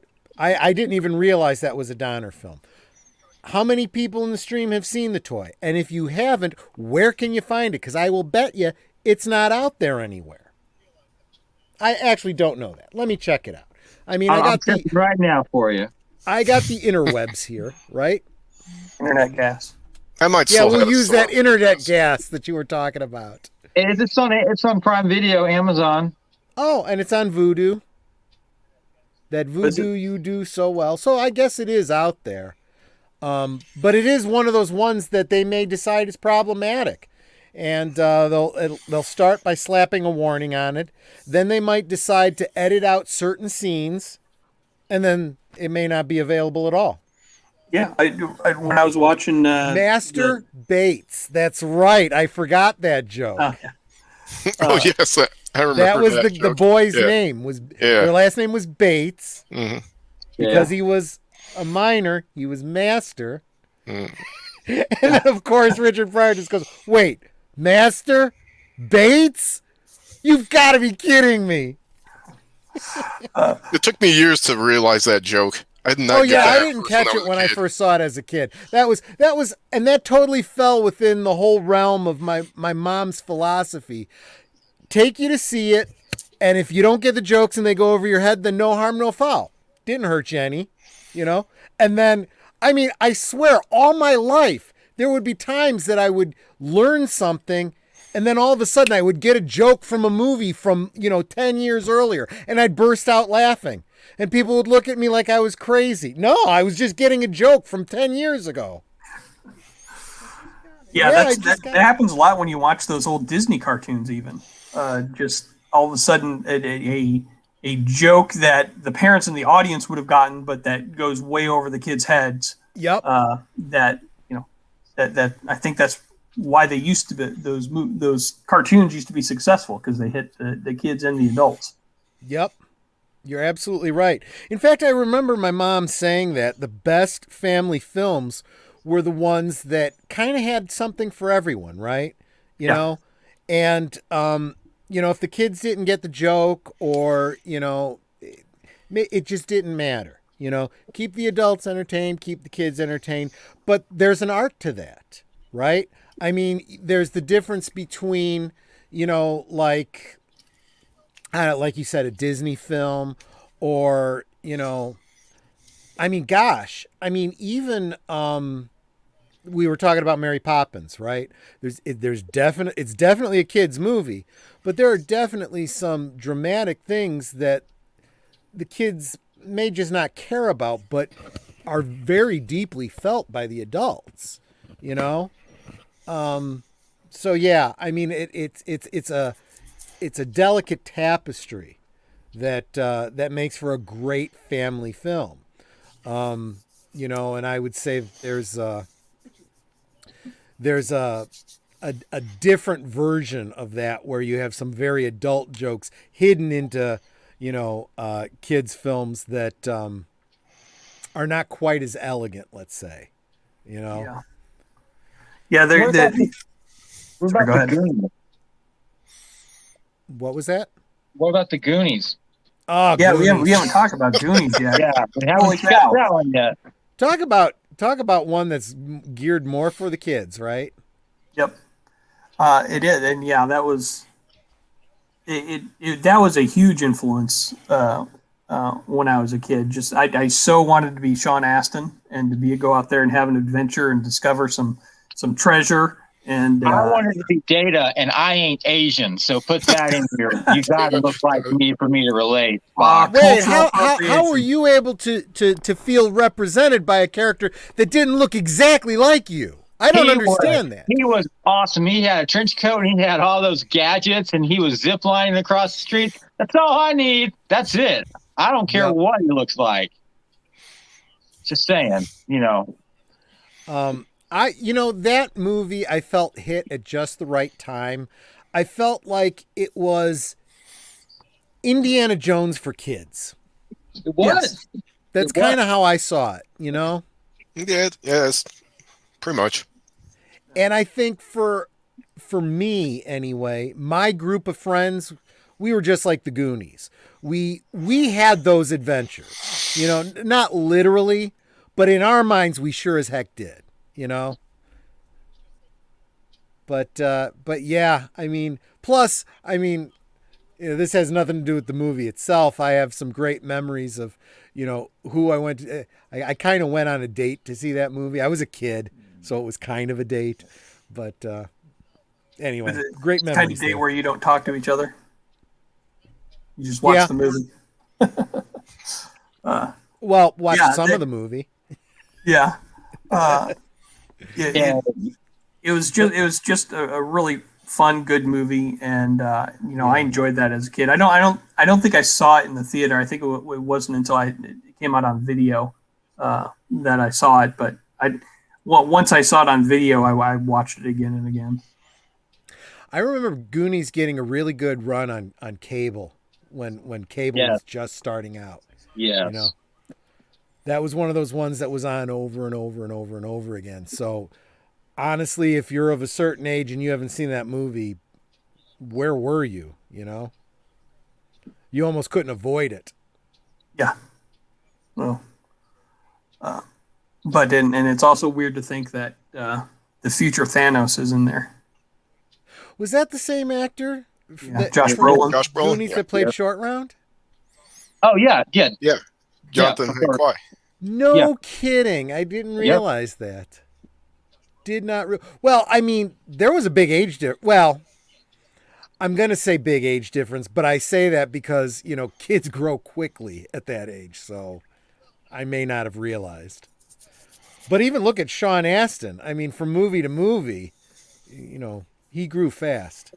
Yeah. Well, I think the kid who played Chunk, I think he ended up leaving the business and being a lawyer, maybe an entertainment lawyer or something, but he ended up leaving the business and going off and doing his own thing. But, he'll always be Chunk to everybody else. Yeah. And he lost weight, too, when he got older. He thinned out. He actually got kind of buff, actually. Yeah, he slimmed down, became a lawyer, doing his own thing now. He became a lawyer, really? Yeah, entertainment lawyer. And the guy that played Sloth, unfortunately, died. Yeah, he was an NFL player. But do you remember his shirt? What shirt was he wearing? Superman shirt. Yup. Yeah. Yup. See, it's all a rich tapestry. It was John Matuszak, I think it was, who played Sloth. He was a big boy. Yeah, John Matuszak, yeah. What was it? Was it his heart? I always figured that's so. That's what I figured it would be. And Sound Engraver dropped by to say hi. Hope you're doing well, Sound Engraver. I enjoyed your show last night. I actually stayed up somehow for the entire thing. Don't laugh at me, Troy. Somehow stayed up till you went off the air. So. Yeah, I didn't get notified of her. I didn't get notified of her show, and so I watched part of it this morning, and then a little bit in the afternoon while I was at work. But it was good. It was good to see and hear from her again. My Monday nights have been kind of quiet without having her around. Joking with you aside, though, Birdman, I did kind of find it funny when I got a note from you saying, "Oh, I went back to watch your stream and it was taken down. What happened?" What stream got taken down? What? A couple weeks back, I had done the transatlantic one where I was talking with Matt from what's Matt's channel's name? Bud Boy Entertainment, and we were talking about being a fan on either side of the Atlantic, and he was sharing some videos from a couple British TV shows, and BBC hit me with a strike, so I had to take it down. You can find it over on my Rumble channel, though, if you want to catch up on it. Well, I did. I enjoyed your All of Me stream the other week. All of Me, yeah. That was gosh, what a great movie. I'm starting to feel like if you want to see good comedy, you kind of have to go back to the 80s, 90s or whatever, or before then, because there's not much left anymore. Yeah, and that's one of those that kind of have those characters that would be offensive today, and, you never know when all of a sudden somebody's going to take it down or try and cancel it or something. Going back to like The Toy, we talk about how you couldn't do that kind of a show today or that film today because it's uncomfortable. There are elements of it that are uncomfortable. They have to give us these trigger warnings. No, that is the point of the movie. You are meant to feel a little uncomfortable. And some of the jokes that you laugh at, you feel uncomfortable laughing at them. Well, That's the point of comedy. point. Yeah. Yep. Yeah, that's exactly right. I mean, that was the whole premise of All in the Family. Yes. And you came away from that enriched by it. You learned something. You were maybe a little bit better person for it, right? Well, I mean, Birdman and I were talking offline about that, Archie Bunker and Silver Spoons and Fresh Prince of Bel-Air. Different strokes. Man. Yeah. All of these shows that honestly you would all have trigger warnings, and the networks would be uncomfortable to show these days, and yet they shaped a whole generation that really brought us so much farther in relationships between different kinds of peoples, that now we're really just taking and throwing that all out and taking 12 steps back, it seems. Yeah, we have gone from trying to be a colorblind society to being hypersensitive to everyone else's I'd say race, it's even creed, worse skin than color. that. I would say they want to flip the switch. It was wrong when it was, racist one way, but now we have to purposely be racist the other way, I guess for an extended period of time to get even. And then that'll bring everything into balance. Well, again, it's the difference between equality and equity. They want equity. Equity is not fair.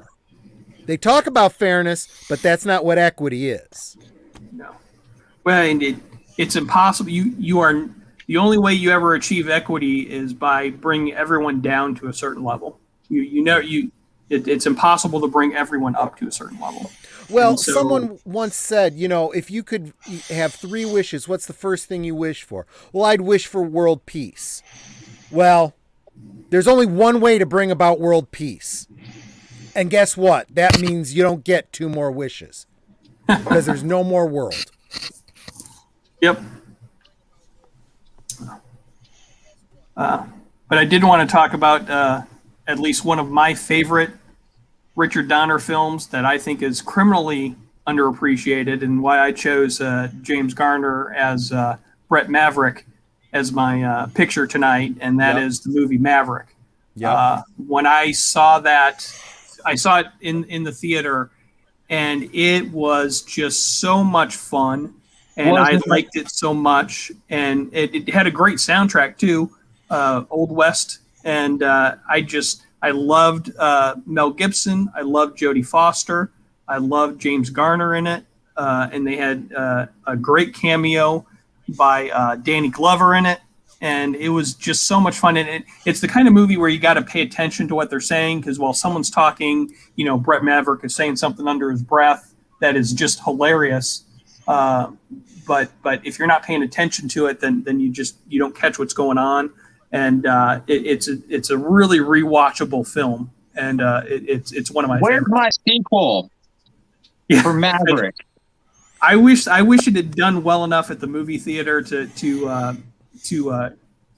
demand a sequel, but it just didn't quite catch on. 183 on a $75 million budget. That's respectable for 1996. I think it was 94. Okay. Well, let me even underscore this even more. We're living in an era where we're getting sick and tired of bad sequels and horrible reboots, and it's not like we haven't had them before. And this is a perfect example. This is an example of a sequel and a reboot done well. This was, it had all of the earmarks to be, a complete reboot. And you get halfway through the movie and realize, oh, wait a minute.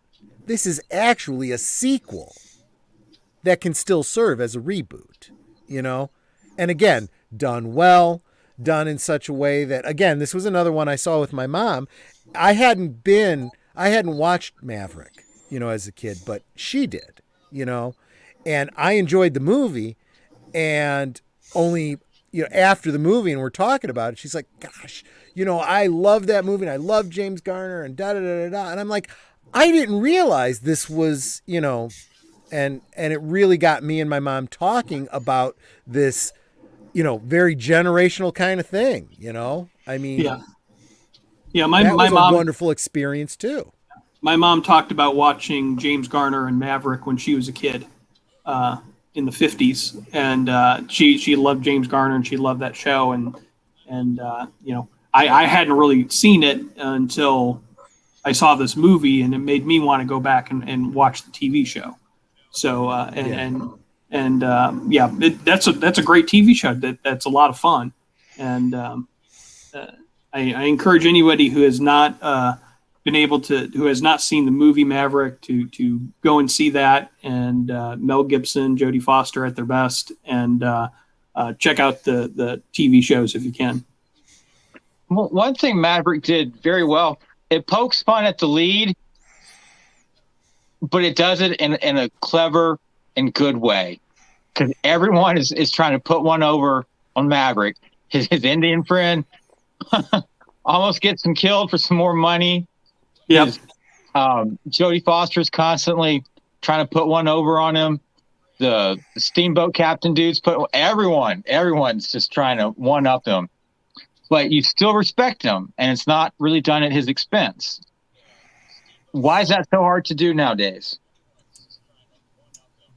Because I would say that. Oh, go ahead.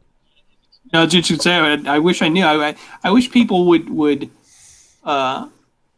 You can take inspiration from the stuff and do something in that vein, but people are just they're afraid to.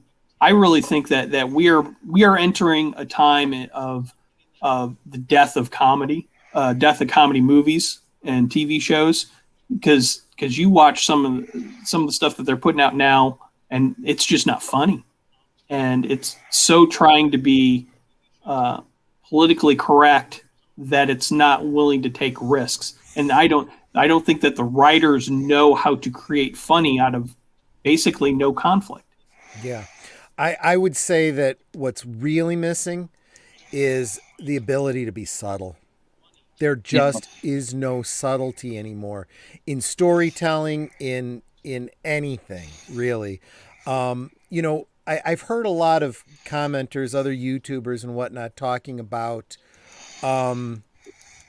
being bothered and upset by, all the PC and SJW and whatever other acronyms you want to use.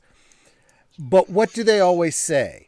They always say it wouldn't be so bad if the story, bore it out, if it was more even-handed, so on and so forth.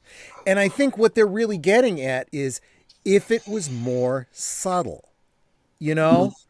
And there is, it becomes the difference between teaching at a heart level and beating someone over the head. One way, you'll learn the lesson. The other way, you're going to resent the lesson and refuse it. Yep. And I think that's what everyone is doing today. You want to influence hearts and minds? Do it subtly. You want to push people away and have the exact opposite effect of what you want? Keep doing what you're doing now, modern Hollywood. And I think, again, that comes back to what was I talking about with the balance and the timing. That's something that Donner had.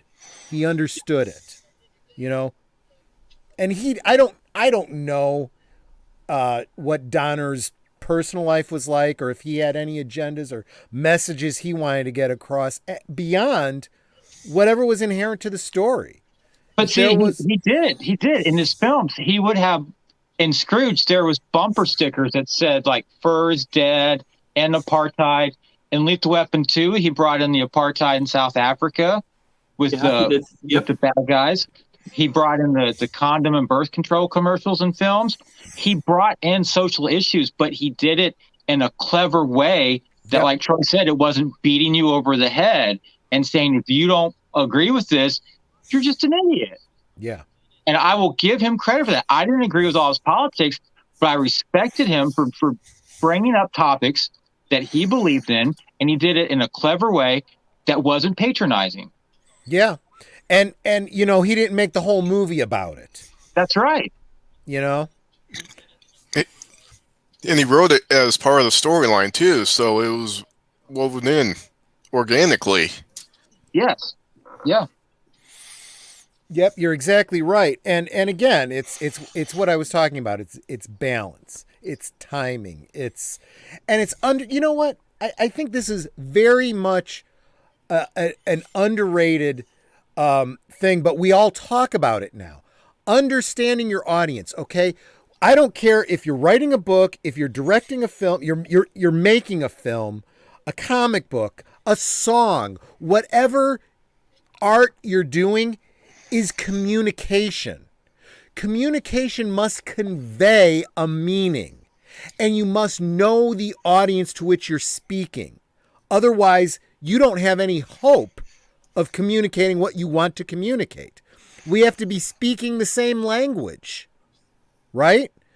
And I think too many of the people in Hollywood today are speaking a language that they understand and all of their cronies understand, but their audience does not understand. And this is why we see people walking away from Hollywood, not subscribing to their streaming services, not going to certain movies. Some movies are doing very, very well, you know, because they're the ones that speak our language, you know. And I think Richard Donner really understood his audience. And his audience wasn't the same for every movie. So he understood that too. He understood what his audience was for The Omen. He understood what his audience was for Superman. He understood what his audience was for The Goonies. And he brought it. Yeah, and he respected them, and he wanted to entertain them.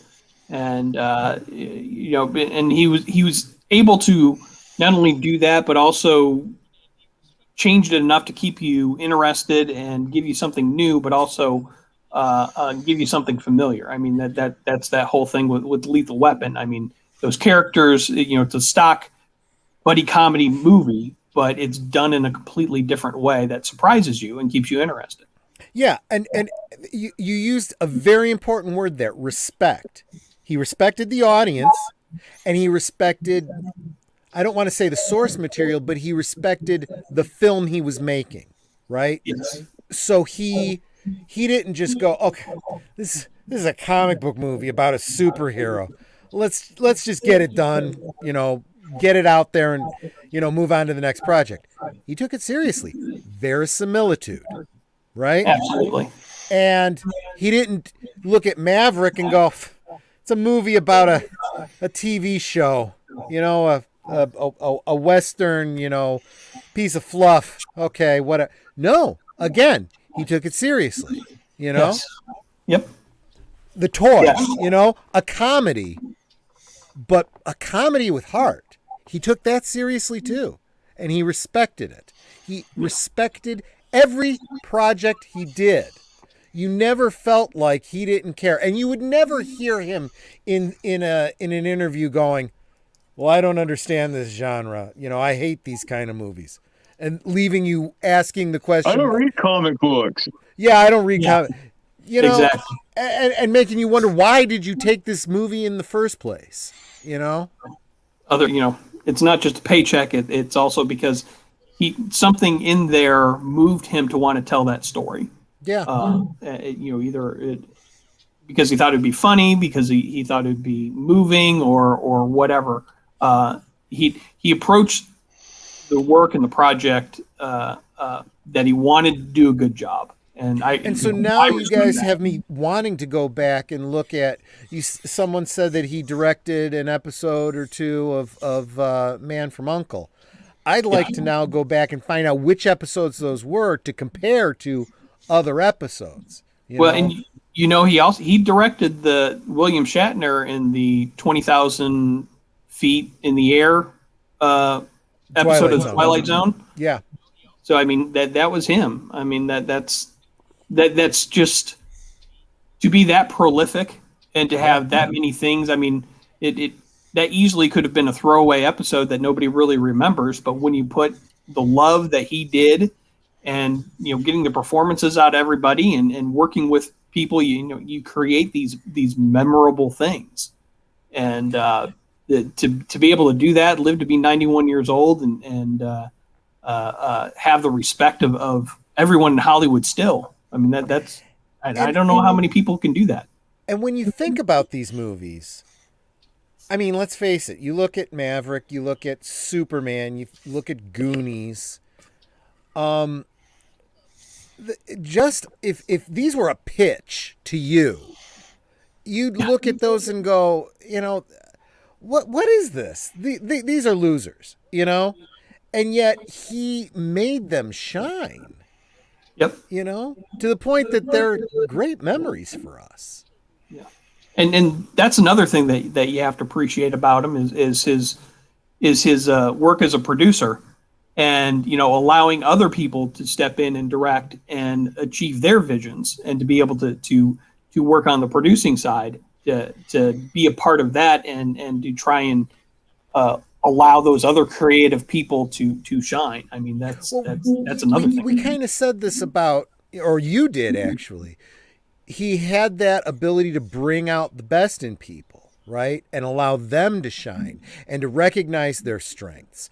Well, a producer has to do that too, to be able to say, yeah, this movie, I think you could make this movie, go for it, and I'll put my money behind it.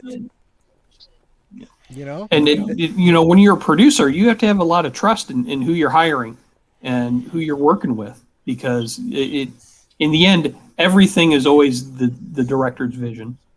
Even the Marvel movies, to a certain extent, rely on what a director is doing, and to be able to pick those people out that you think can do a good job, or if not, don't have a proven quality, but you're allowing them the opportunity to get the experience to be able to do it.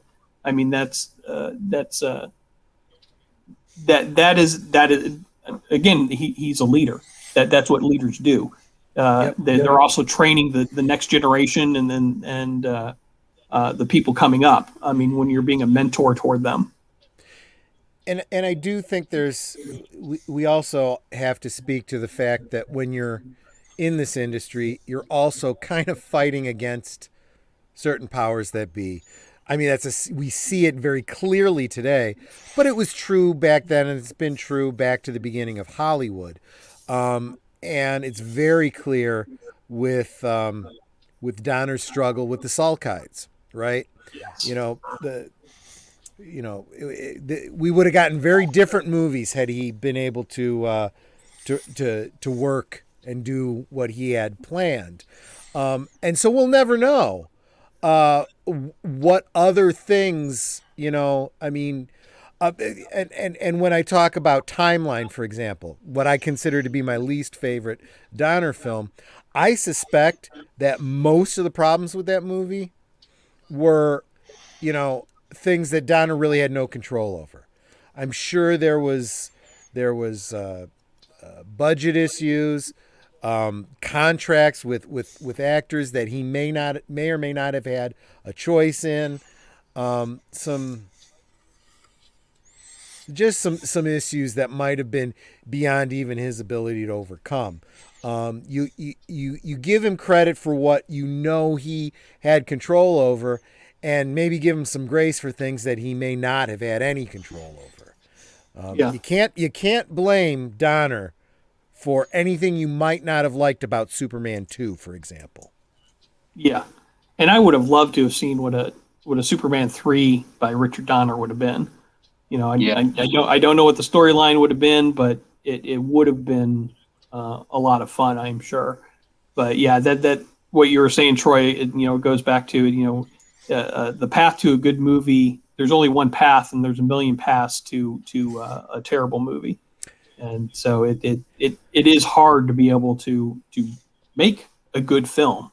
And that's why when I was talking about Zack Snyder before, it's the lazy ones that don't put the effort into it. Because it really is it's a privilege to be a director of some renown to be able to pick and choose your own projects in Hollywood, and when you don't put any effort into it, that's better than making a good film or a bad film, it's worse. It's worse than that. You just made an excellent point. Going back to Snyder, you said something about lazy.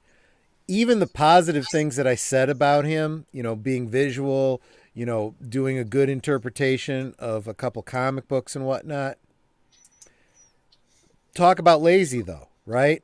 All he did was said, take this and do it exactly that way, And then, I would even argue that, when you look at Owlman in that, he was supposed to be middle-aged overweight, and they took that away from him because it was so much easier to have a romance between two good-looking people, Yeah.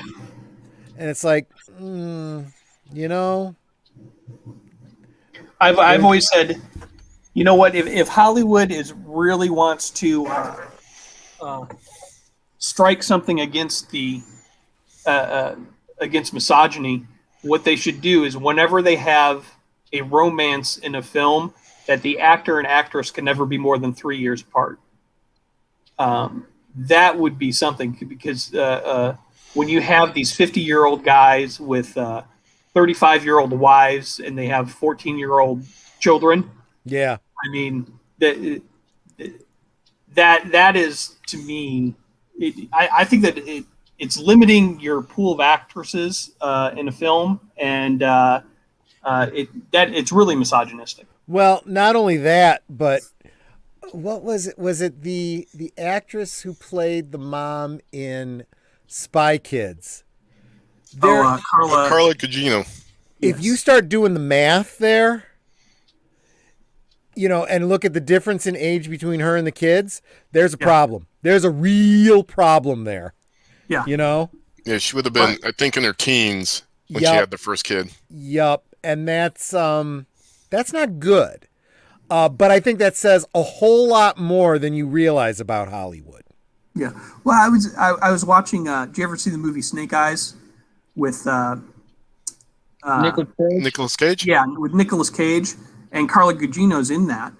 And I didn't realize until I was just watching it now, and I looked it up. But Nicolas Cage was 40 years old, and she was 22 when they filmed that. And that's the love interest. If you're going to have that big an age difference, it should be an important point in the story, right?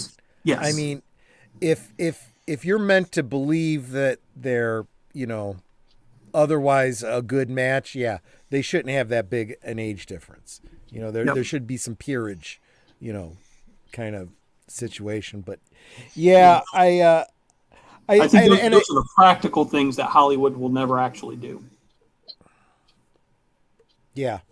And, this you don't have to be some great feminist mind, to look at the pools of actresses as they get older. Let's face it, some of them age really well, and they are done a huge disservice. I mean, heck, just look at Michelle Pfeiffer in the recent Ant-Man movie. It's she like, still looks good. Why the hell didn't they, start out with, Hank Pym and Van Dyne? I wanted to see that movie set in the 50s. Yeah, that would have been fun. Let's see that. But instead, all we get is a minute flashback with the two of them in an action scene where Janet makes a sacrifice. Yeah, and but she's still smoking. There's no doubt about it. I mean, I don't know. I'll be honest with you. I mean, I kind of wish she was coming back as Catwoman. Actually, no, I don't, because I am not liking anything about this Flashpoint movie that I'm hearing. But yeah. No, you're absolutely spot on about age differences. And I don't know to what degree directors have any say in stuff like that. I mean, sometimes I think they're stuck with what they get. I know that there's sometimes big issues about, this studio has contracts with these actors. We have to use them. So you got to use this actor in this movie. Okay. Yeah.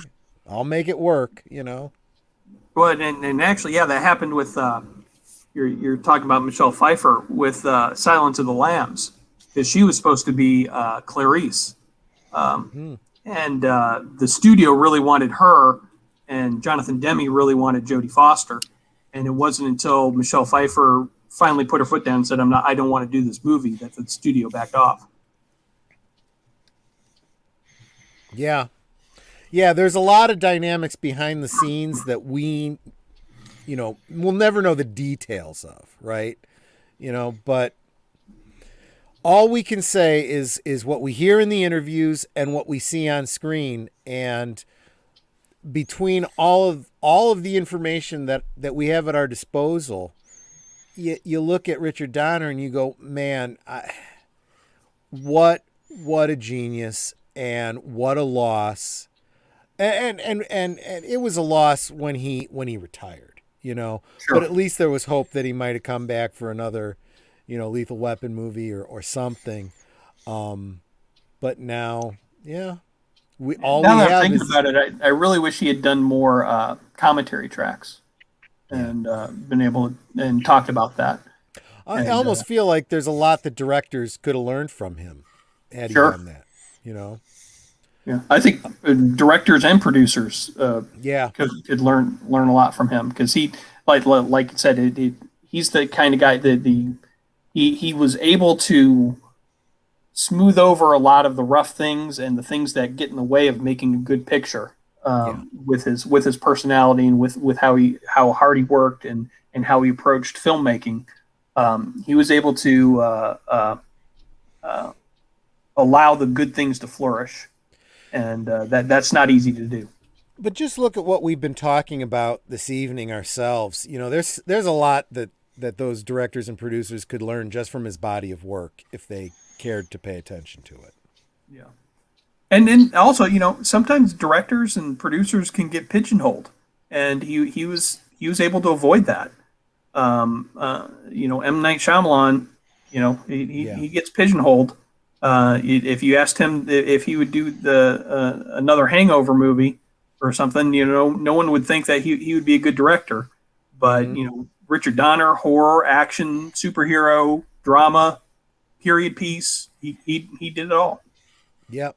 Yeah. I mean, again, there were so many of those movies that we talked about that I'd either forgotten or never realized that he had directed, and they're all so different, Yes.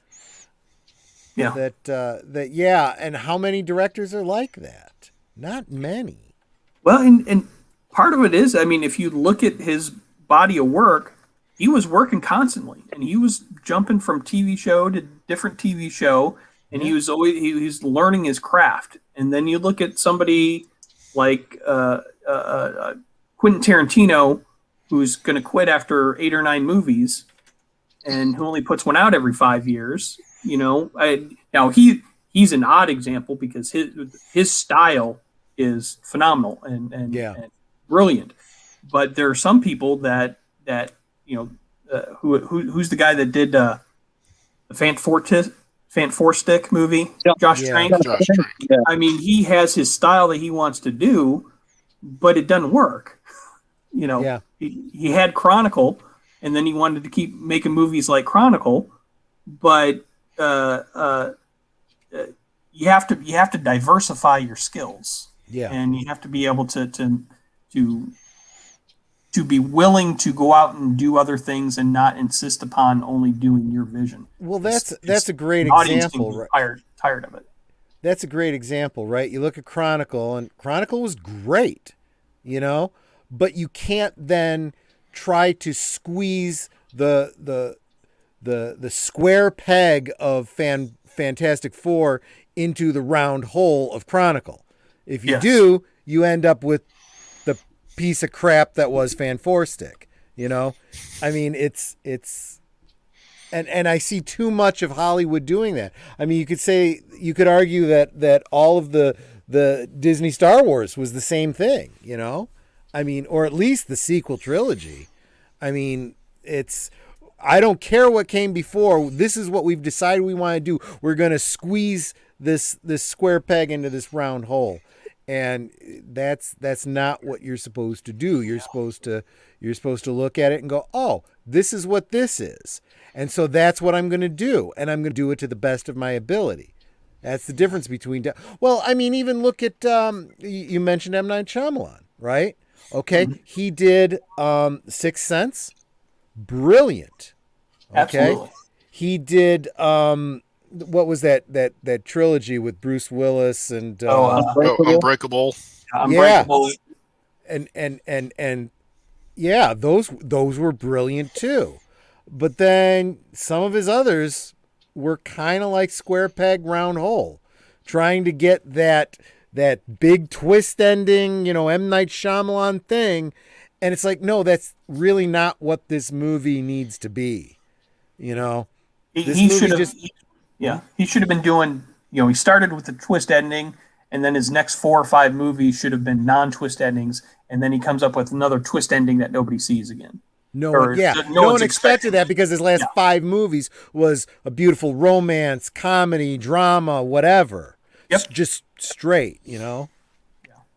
And then I think that's a bit of pigeonholing, getting pigeonholed by studios and audiences, but also playing into that and saying, this is what people liked about it. No, that's not what I liked about The Sixth Sense. The twist ending is not what I like about The Sixth Sense. Right. And it's not recognizing it was the journey that we're taking with Bruce Willis's character. Yeah. And then the twist ending is icing on the cake.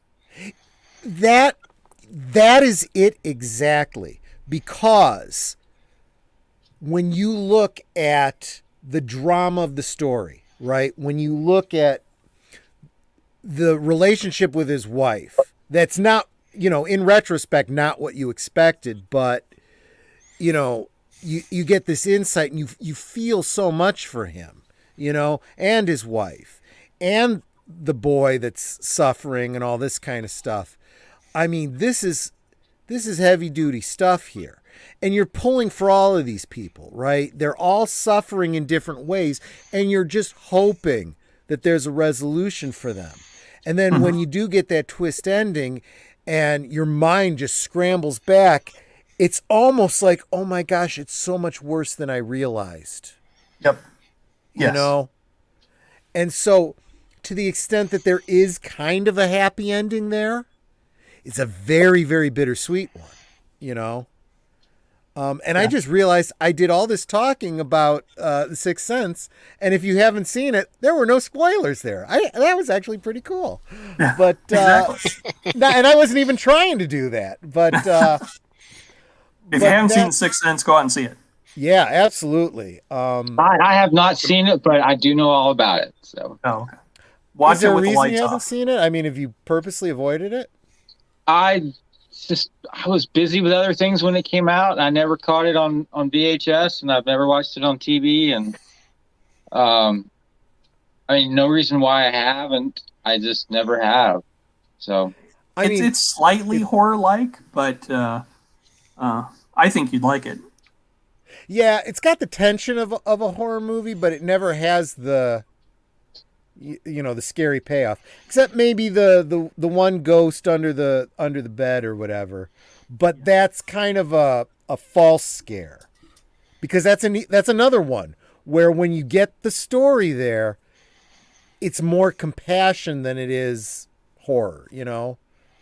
I mean, it's more of an existential kind of dread. Yes. Yeah, it takes you getting to the end to understand what you're watching. You think you're watching one thing, but once you get to the end, oh, I was really watching this. I'd like to know what Chris P's favorite Richard Donner film is. Yeah. I don't have one particular favorite. I mean, obviously, I like the Superman movies, but I think it was lean more. As I got older, I think I leaned more towards the Lethal Weapon series. just because I'm older, I can appreciate it more. But I saw Goonies in the theater when it came out, loved it. Yeah. Uh, Did you like Lethal Weapon 4? It was okay. I liked the first two, and then they just well, third one was good. Wasn't as good as first two, but just slightly lower. But fourth one, it was there for me. It was. I would say the fourth one is his one real miss of a film for me. Out of everything that I've seen, it would be Lethal Weapon 4. That's your favorite one? No, it's like my least favorite Richard Donner least film. favorite. Okay. Yeah. Yeah, and I look at something. I remember I saw Assassins with because it had Sly Stallone and Antonio Banderas in it, and that one I just couldn't connect with. I didn't quite understand what he was going with, and I just didn't think it was that one succeeded very well. And I've never seen Radio Flyer. I mean, that's one of those that's a good one too. Yeah, that they say about that one. Yeah, that they say is pretty good, but I've just never seen it. Yeah, you want to check that one out too. I'll say this about Radio Flyer. I didn't know anything about it, and I was, doing some research last night, and I saw Hans Zimmer did the film score. So I'm like, well, I should listen to this today. It does not sound like an early 1990s Hans Zimmer. Why? No, it does not. Great story. I don't want to say too much about it. Just get that one and check it out. It's that's a great the drama there, the heart. Definitely a good story. I want to see our. Oh, go ahead. Go ahead. No, go ahead, Chris. Oh, okay, I've never seen Radio Flyer, but I wanted to say I remember seeing the trailer in the theaters for when I was seeing another movie because that sounds really familiar. Yeah, it came out in '92. So I was in high school, so yeah, probably was at the theater to see another one and saw a trailer for that, and like just stuck out the name Radio Flyer. The budget was $35 million. The box office was $4.65 million. So, ouch. Yeah. You could compare it to Citizen Kane. They're both movies about a wagon.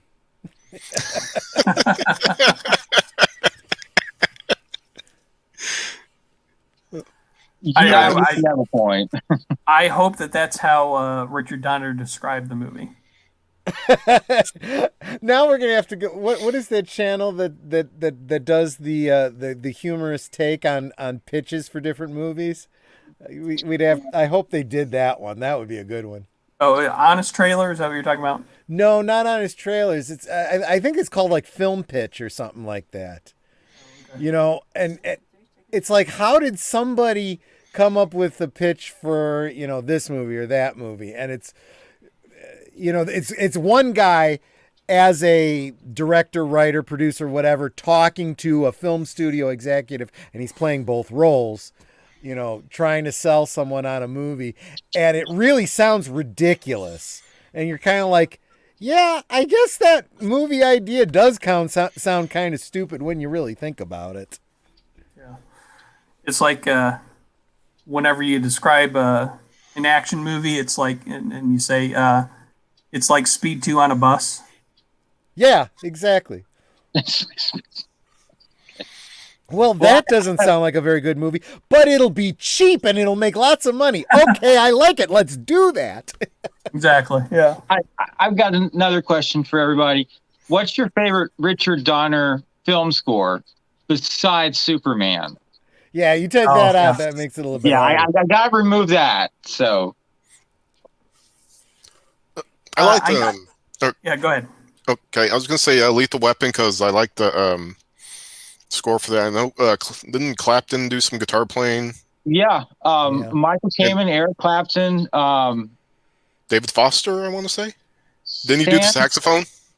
Sanborn. David Sanborn. David Sanborn, maybe. Yeah, and yeah. Because they had a lot of saxophone, a lot of guitar playing throughout for the score throughout the whole movie. Yeah, and they stayed through for all four of them. So, that was impressive. That because Richard Donner usually used like one film composer and then he moves on to someone else. Except Jerry Goldsmith, he had him for Timeline, but then that score was nixed at the last moment. But have you heard that score by any chance? Yeah, it's you can buy it on CD. Yeah, and you can listen to it on YouTube. Just type in Timeline Jerry Goldsmith film score, you'll find it. I didn't realize that. Maybe that would be something worth checking out. No, I got to say, and this is for me. Obviously I'd have said Superman first, but very close second for me, Lady Hawk. Really? Yep. That's like so far out of my like sphere for a film score. Really? Yeah. I listened to it. I'm like, it doesn't do anything for me. So when you listen to a score, you tend to do it divorced from the film, right? To a large degree, yes. See, you give that one another try as you watch the film. They go together beautifully. It is like the score is part of telling the story of some of those scenes. Watch the scenes. Watch that really, really awesome scene where Rutger Hauer and Michelle Pfeiffer are changing, and they're just about to touch. And listen to that music. It's overwhelming and heartbreaking. Yeah. What about you, Zootopia? Well, now the way that Troy describes that, I may have to. That may be my favorite one, but can't copy now. Yeah. But I still think. I mean, the one that creeps me out is still The Omen. I mean, you could play that right now and it would creep me out. And so when something like that sticks to you, like that, The Omen is just it's a great score, great movie, and just it's you don't walk out of the theater forgetting that right away. It's with you for a while. Especially that night when you go to bed and turn off the lights. Oh yeah. It's not. It's one that will keep you up, and where you wake up in the middle of the night and you think you hear it, and you're wondering, what's under the bed, and that's what The Omen will do to you. Yeah. Yeah. The first time I listened to it, I'm like, as a Catholic, I don't think I should be listening to this. But you get past the main theme, and like I said, like the love theme, it's some of Jerry Goldsmith's most beautiful writing, outside of the satanic stuff. Yeah. But I'd say my favorite Richard Donner film score is probably The Goonies. Yeah. It's one of the first film scores I remember as a child. It was Superman, Star Wars, Indiana Jones, Conan the Barbarian, James Bond, Gremlins, and The Goonies. Yeah. Those were ones I remember the most from childhood. And I'm glad I have the soundtrack on CD. So I love that we can all pick. We all recognize Superman, but that when we look at his entire filmography, that we can all pick out something different and be able to appreciate it, and that he has such a varied background, and just proves what a great director and what a great talent he was. Yeah. It really does, because he's so varied, but the consistent things that he did was good story and good characters. And I think that's reflected in the film scores for most all of his films, because it's hard to see. I mean, I've never seen The Toy. I've never seen Assassins or Conspiracy Theory. But most everything on his list I've seen, or I'm so familiar with the score. And they're all good. I can't really point at one that, I mean, aside from Lady Hawk, but then that's just not my personal taste. I'm not saying it's a bad score. I just don't like broccoli. There's nothing wrong with broccoli. Yeah. And I think Troy does make a good point. It does fit with the film, but I just don't like broccoli. And let's face it. I mean, and I'm sure you would agree with me on this. A film score really does have to augment and support the film that it's written for. It has to service the film first and foremost. Absolutely. So I understand why you listen to it separately, but you also want to put it in its context too. That's true. And I think it does work with the film. My personal taste would have been for something different, but then if I was a film director, all my stuff would sound like English classical music. And sometimes you need someone like nudging you, be like, why don't you try this? Try that. Why don't you try Tangerine Dream, or something like that. Or Tangerine Creamsicle from the freezer. Yeah. Yeah. Daniel, since you said you haven't seen Conspiracy Theory, if you want to see a movie where Patrick Stewart plays a pretty good villain, watch that movie. I probably should watch that film. I'm trying to remember who did the film score.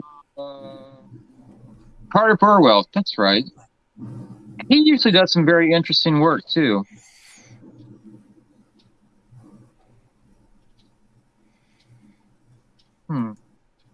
That's right. Julia Roberts was in that film with Mel Gibson. Yeah, I think that one was one that was supposed to be the big blockbuster of the summer, and it did okay. I don't think it did. Did 137 on an 80 million budget. I mean, that's not horrible. Yeah. You're probably going to make your money back once you get to video and everything on that. Yeah. But that was one where I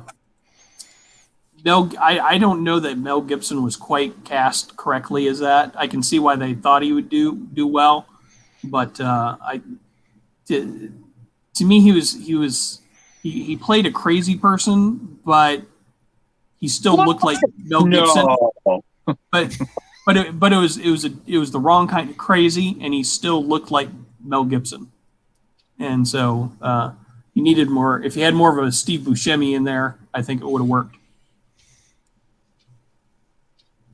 But it was a fun movie. I just miss the days where you could make a movie for under $100 million, and now you got the economics of movies nowadays are you either have to do a really cheap one like a Blumhouse film, or else you're doing a big huge Marvel or DC movie. The days of the $30 to $40 million drama or comedy are just gone. Yeah, those are the movies that are going on Netflix, and those to me, the Netflix movies and what they're looking for. I mean, they're just looking for content, and those are the ones that breed the lazy directors who are looking for that $5 million payoff, and they'll direct a $30 million movie in a month and a half and then move on. And that's kind of what Netflix, I feel like, has done bad for the industry, is that they give all this money to the Shonda Rhimes and to the Zack Snyders and say, create content for me, without really creating standards. So just that phrase, create content, that says a lot right there. It's like, fill up this bucket for me, not make something excellent. Yeah. And I think that the tide is starting to turn on streaming, because I think that all of these streaming services have started up in the last year, and when everyone was staying home, that Warner's and Disney all thought that they were going to get 100 million subscribers within 2 months, and then they were going to close in on 200 million with Netflix, and that's not happening. Nope. and they're realizing that they need theaters still to make money off of their movies. It was simple math if they just thought about it. And it's not like commentators like us weren't talking about it and giving them the answer. You know, with all of the streaming services out there, people only have so much money. They can't subscribe to all of them, you dumbasses. You know? Exactly. They're going to subscribe to one, maybe two. And whoever had the most content and the most desirable content was going to win the streaming wars. Unfortunately, none of them threw everything into their content. Okay, Disney should have won the streaming wars by putting everything that they had ever created out there on their service and said, come subscribe to us and you will get it. You will get iCarly and you will get the Mickey Mouse Club and you will get all of the cartoons and the movies and Snow White and Sleeping Everything Beauty from and FX. everything. Mm-hmm. And then they got 20th Century Fox, all of those movies too. No, they went with their whole stupid Disney Vault concept, which didn't work for them when VHS was a thing. Yep. Yeah, the fact that you can't stream the Predator movies right now and other Fox stuff, Aliens, the Alien movies, it is, I think it's a travesty. I mean, that those are the things that you promote and say, look, I've got these here. Don't worry though. The Disney Plus is going to be bringing us a series about the Alien Queen. Yeah, we'll talk about that on Sunday on Boomer's channel. Well, I look forward to it, and no, don't. It is. I look forward to your discussion more than I do the. I see what you're saying. Okay, yeah. The Alien Queen, and you find out her name is Karen. Yeah, she's like a hot pink color. Yeah, I hadn't thought about that, but yeah, naming the Alien Queen Karen is, that's a good idea. You need to write some movies. You're more talented than Leslie Headland and all those over at Disney right now. Oh, I'm sure Troy's not that talented. Well, look, sometimes all it takes is recognizing what you do and don't know, and then seeking out the talent that fills in the gaps. You know? Yeah. What were we talking about earlier? Leadership, right? You know? That brings us back to Donner again. I've always thought the mark of a good leader is someone who knows their own strengths and then appointing people right below them who are the opposite, who fill in your weaknesses. That's how you build. There was a historical commentary that I read once that compared and contrasted FDR to the Austrian that took over Germany that had a bad mustache, and comparing their leadership styles. And FDR did exactly that. He looked at everything that he needed to win the war and put the right people in the right positions that were the experts, that he could trust to do the job, and then he'd listen to them. Whereas the short guy with the comb over put people in that knew less about everything than he did, so he always felt superior. Well, how did that work out for him? Yeah. There's a great story about FDR and George Marshall that FDR had a dozen of his generals around him in the cabinet room, and Marshall was one of them. And FDR put out proposed a plan for something, and he went around the table. So, what do you all think about this? And every single general said, "It's a great plan, Mr. President. Happy to be on board. It's going to work." And then they got around to George Marshall, and he said, "Mr. President, I don't think that's going to work," and started listing all the reasons why he didn't. And said every single general just looked at him like, "You just messed everything up. That was so bad for you to say." And after the meeting, FDR calls George Marshall over to him and all the other generals are like, "You are screwed." But FDR pulled them into the Oval Office and was like, "You are the only one that gave me your honest opinion. Let's go over this plan together." Yeah. And we've said this before when it comes to directors. I mean, you look at George Lucas, you look at those first three, Star Wars films, and yeah, he was very visionary and he did some great stuff, but a lot of it had to do with other people giving him some good advice. He would have made some serious missteps. And then you look at the prequels, they weren't as good because he was surrounded by yes men and nobody would tell him no. Yeah. And the only reason why we got that shot of not the only reason, but a big reason why we got that shot of in Indiana Jones of where Indiana Jones pulls out his gun and shoots the guy instead of using his whip is because somebody proposed it, and Steven Spielberg is, "Do all of you think it's funny?" And they were all like, "Yeah, that's hilarious." I mean, that's collaboration. Yep. Well, it was also, a little bit of fate, Yeah. It was Harrison Ford, having dysentery and not wanting to do the scene and kind of screwing around and improvising. Yeah, but again, it was Spielberg. Here's a problem. I got to solve it. Yep.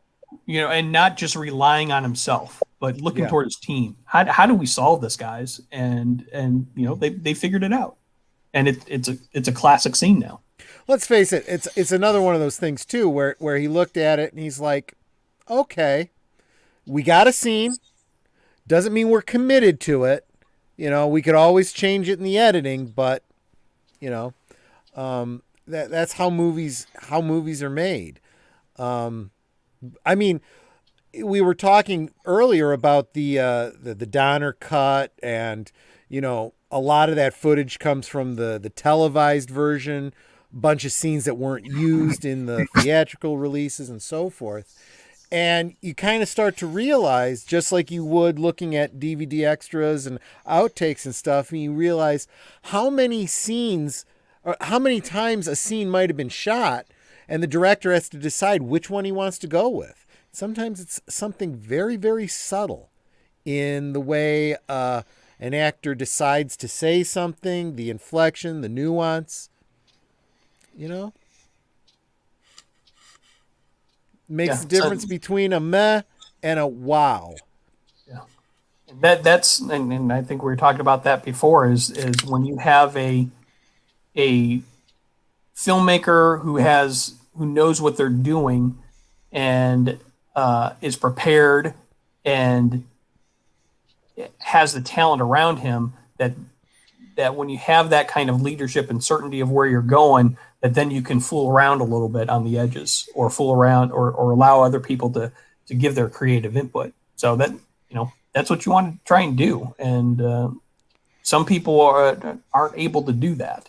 I feel like we've really done a great job of celebrating Donner, but at the same time, I'm kind of still left with that sadness that not only have we lost a great director, but we're not even in the same ballpark anymore in the studio industry anymore. I mean, nobody. I think when we called Ryan Johnson the anti-Donner, I think we're in the anti-Donner age. I think so. I kind of pinpoint it to 2016 with Ghostbusters. That's kind of where I mark, hey, that was the beginning of a changing of the way that Hollywood is trying to tell and sell stories. And we're in the middle of it. I hope that, the Ghostbusters, I guess it's going to be now 2021 is going to be the upswing now. Yes. Maybe it's all about the Ghostbusters, guys. Yeah. Maybe that'll be the beginning and the end of it. But yeah, I mean, I hold out no hope for the Black Widow movie anymore. I was really hoping, but some of the stuff that I've heard about it does not sound like it's going to be very good. I was excited for Captain Marvel from watching the trailers, but then someone went on TV and kept running their mouth about various things, and it just turned me off. I was excited for Black Widow, but people have been coming on and running their mouths about things that are not related to a super spy, and it's turned me off. So I'm not going. Yeah. I definitely won't be going opening weekend, but it's disappointing to me because I've been able to get, like, my mom into Marvel movies, which she never would have liked those when I was a kid. She never would have sat down and watched those, but she's been watching them. And my sister-in-law is getting into them, and my niece is getting into them, and their favorite character is Black Widow. And the fact that this is the Black Widow movie that they're getting, I mean, I hope they like it, just for their sake. But I don't think it's in the same vein as the Captain America movies and the Iron Man movies from the start of the Marvel universe, and I find it sad and disappointing. Well, guys, my phone battery is about to die here pretty soon. But I wanted to thank everyone for coming on tonight, discussing Richard Donner. His death struck me as a shock, I'll say that. And I'm grateful for his body of work, and the body of film scores that have come along with it have been phenomenal. Any words from you, Chris P., before we close? I know you're going to be on tomorrow night for Star Trek First Contact. Yeah, been looking forward to that for a while now, since you asked me about that. So, but thanks for the invite tonight. And I was just kind of like, well, okay, I'll join in. Sometimes it's fun just to get some people together and talk about. It seemed like a lot of people were taken back and kind of saddened by this. So I thought maybe we just talked about it as a community. We might do us some good. So. And I think we made some good suggestions for some movies that people hadn't seen that they need to. Yeah, absolutely. Yeah. So how are you, Zootopia? You feel pretty good about? Yeah, and just to piggyback on what you were saying, Soundman, is I'm sad that he's passed, but I'm very grateful that he lived and that he gave us this body of work. And I think that, as an artist, that's what you want to be able to do, is to leave something to future generations to be able to look at, and hopefully will inspire them. So someday when we get out of the anti-Donner age and get back into the focus on storytelling, we'll get back to that. Yeah. And one thing I think people need to think about when someone dies is, like, eventually we're all going to die. So, like, the stupid shit we fight about, it's stupid shit most of the time. Don't let that ruin relationships or your life. And I don't expect everyone to agree with me when they come on here. Funny story about that. A couple weeks ago, Age Boomer and my guest Eric Woods said they don't like the original cut of Blade Runner, and I was like, "Oh, no, you didn't." Those are fighting words. I know. And then my best friend sent me a text message. He's like, "It's a shame you're gonna have to find a new co-host now." I'm like, "No, I'm not dying on that hill. You're allowed to." I had that conversation with Boomer too, and it almost, we didn't get into it, but we almost did. But I'll tell you what, I don't know what you're talking about. I intend to live forever or die trying. Okay, well, you let me know how that works out. But, we'll see. Thank you, everyone who came by. Thank you for everyone who shares an opinion, either tonight or in the comment section later. I do try to respond to most all the comments. Disagree with me, disagree with anyone. I just like to hear, I like to have a discussion. So I hope we accomplish that tonight. Troy's got a show coming up on Friday night. Yes? Yep. I'm going to be looking at, so one of the topics I tend to cover is reimagining how Universal could have done a good dark universe. They've had many, many false starts and it doesn't quite work out. Well, I'm going to take a little pause on that one, and we're going to look at how they're about to make some all new missteps in their dark universe. All right. Yeah, all new mistakes. That'll be And- Friday night. And Zootopia is working on a channel, I think. Yes, maybe. What we'll see. Work has I got a new job a few months ago, and Congrats. work is keeping me busy, and sometimes it keeps me busy into the evenings. I would love to be able. It might have to be something that are pre-recorded segments, but I would love to be able to do something that kind of does the intersection of entertainment and politics. Wow. Okay. And you need to come back. You and Princess Leia need to come back for some more Marvel movies coming up soon. Absolutely. And of course, Chris P. tomorrow night we're doing Star Trek: First Contact. Yep. Thank you everyone for coming by. Adopt, Stone Shop, and keep listening to great film scores. Night, everybody. All right.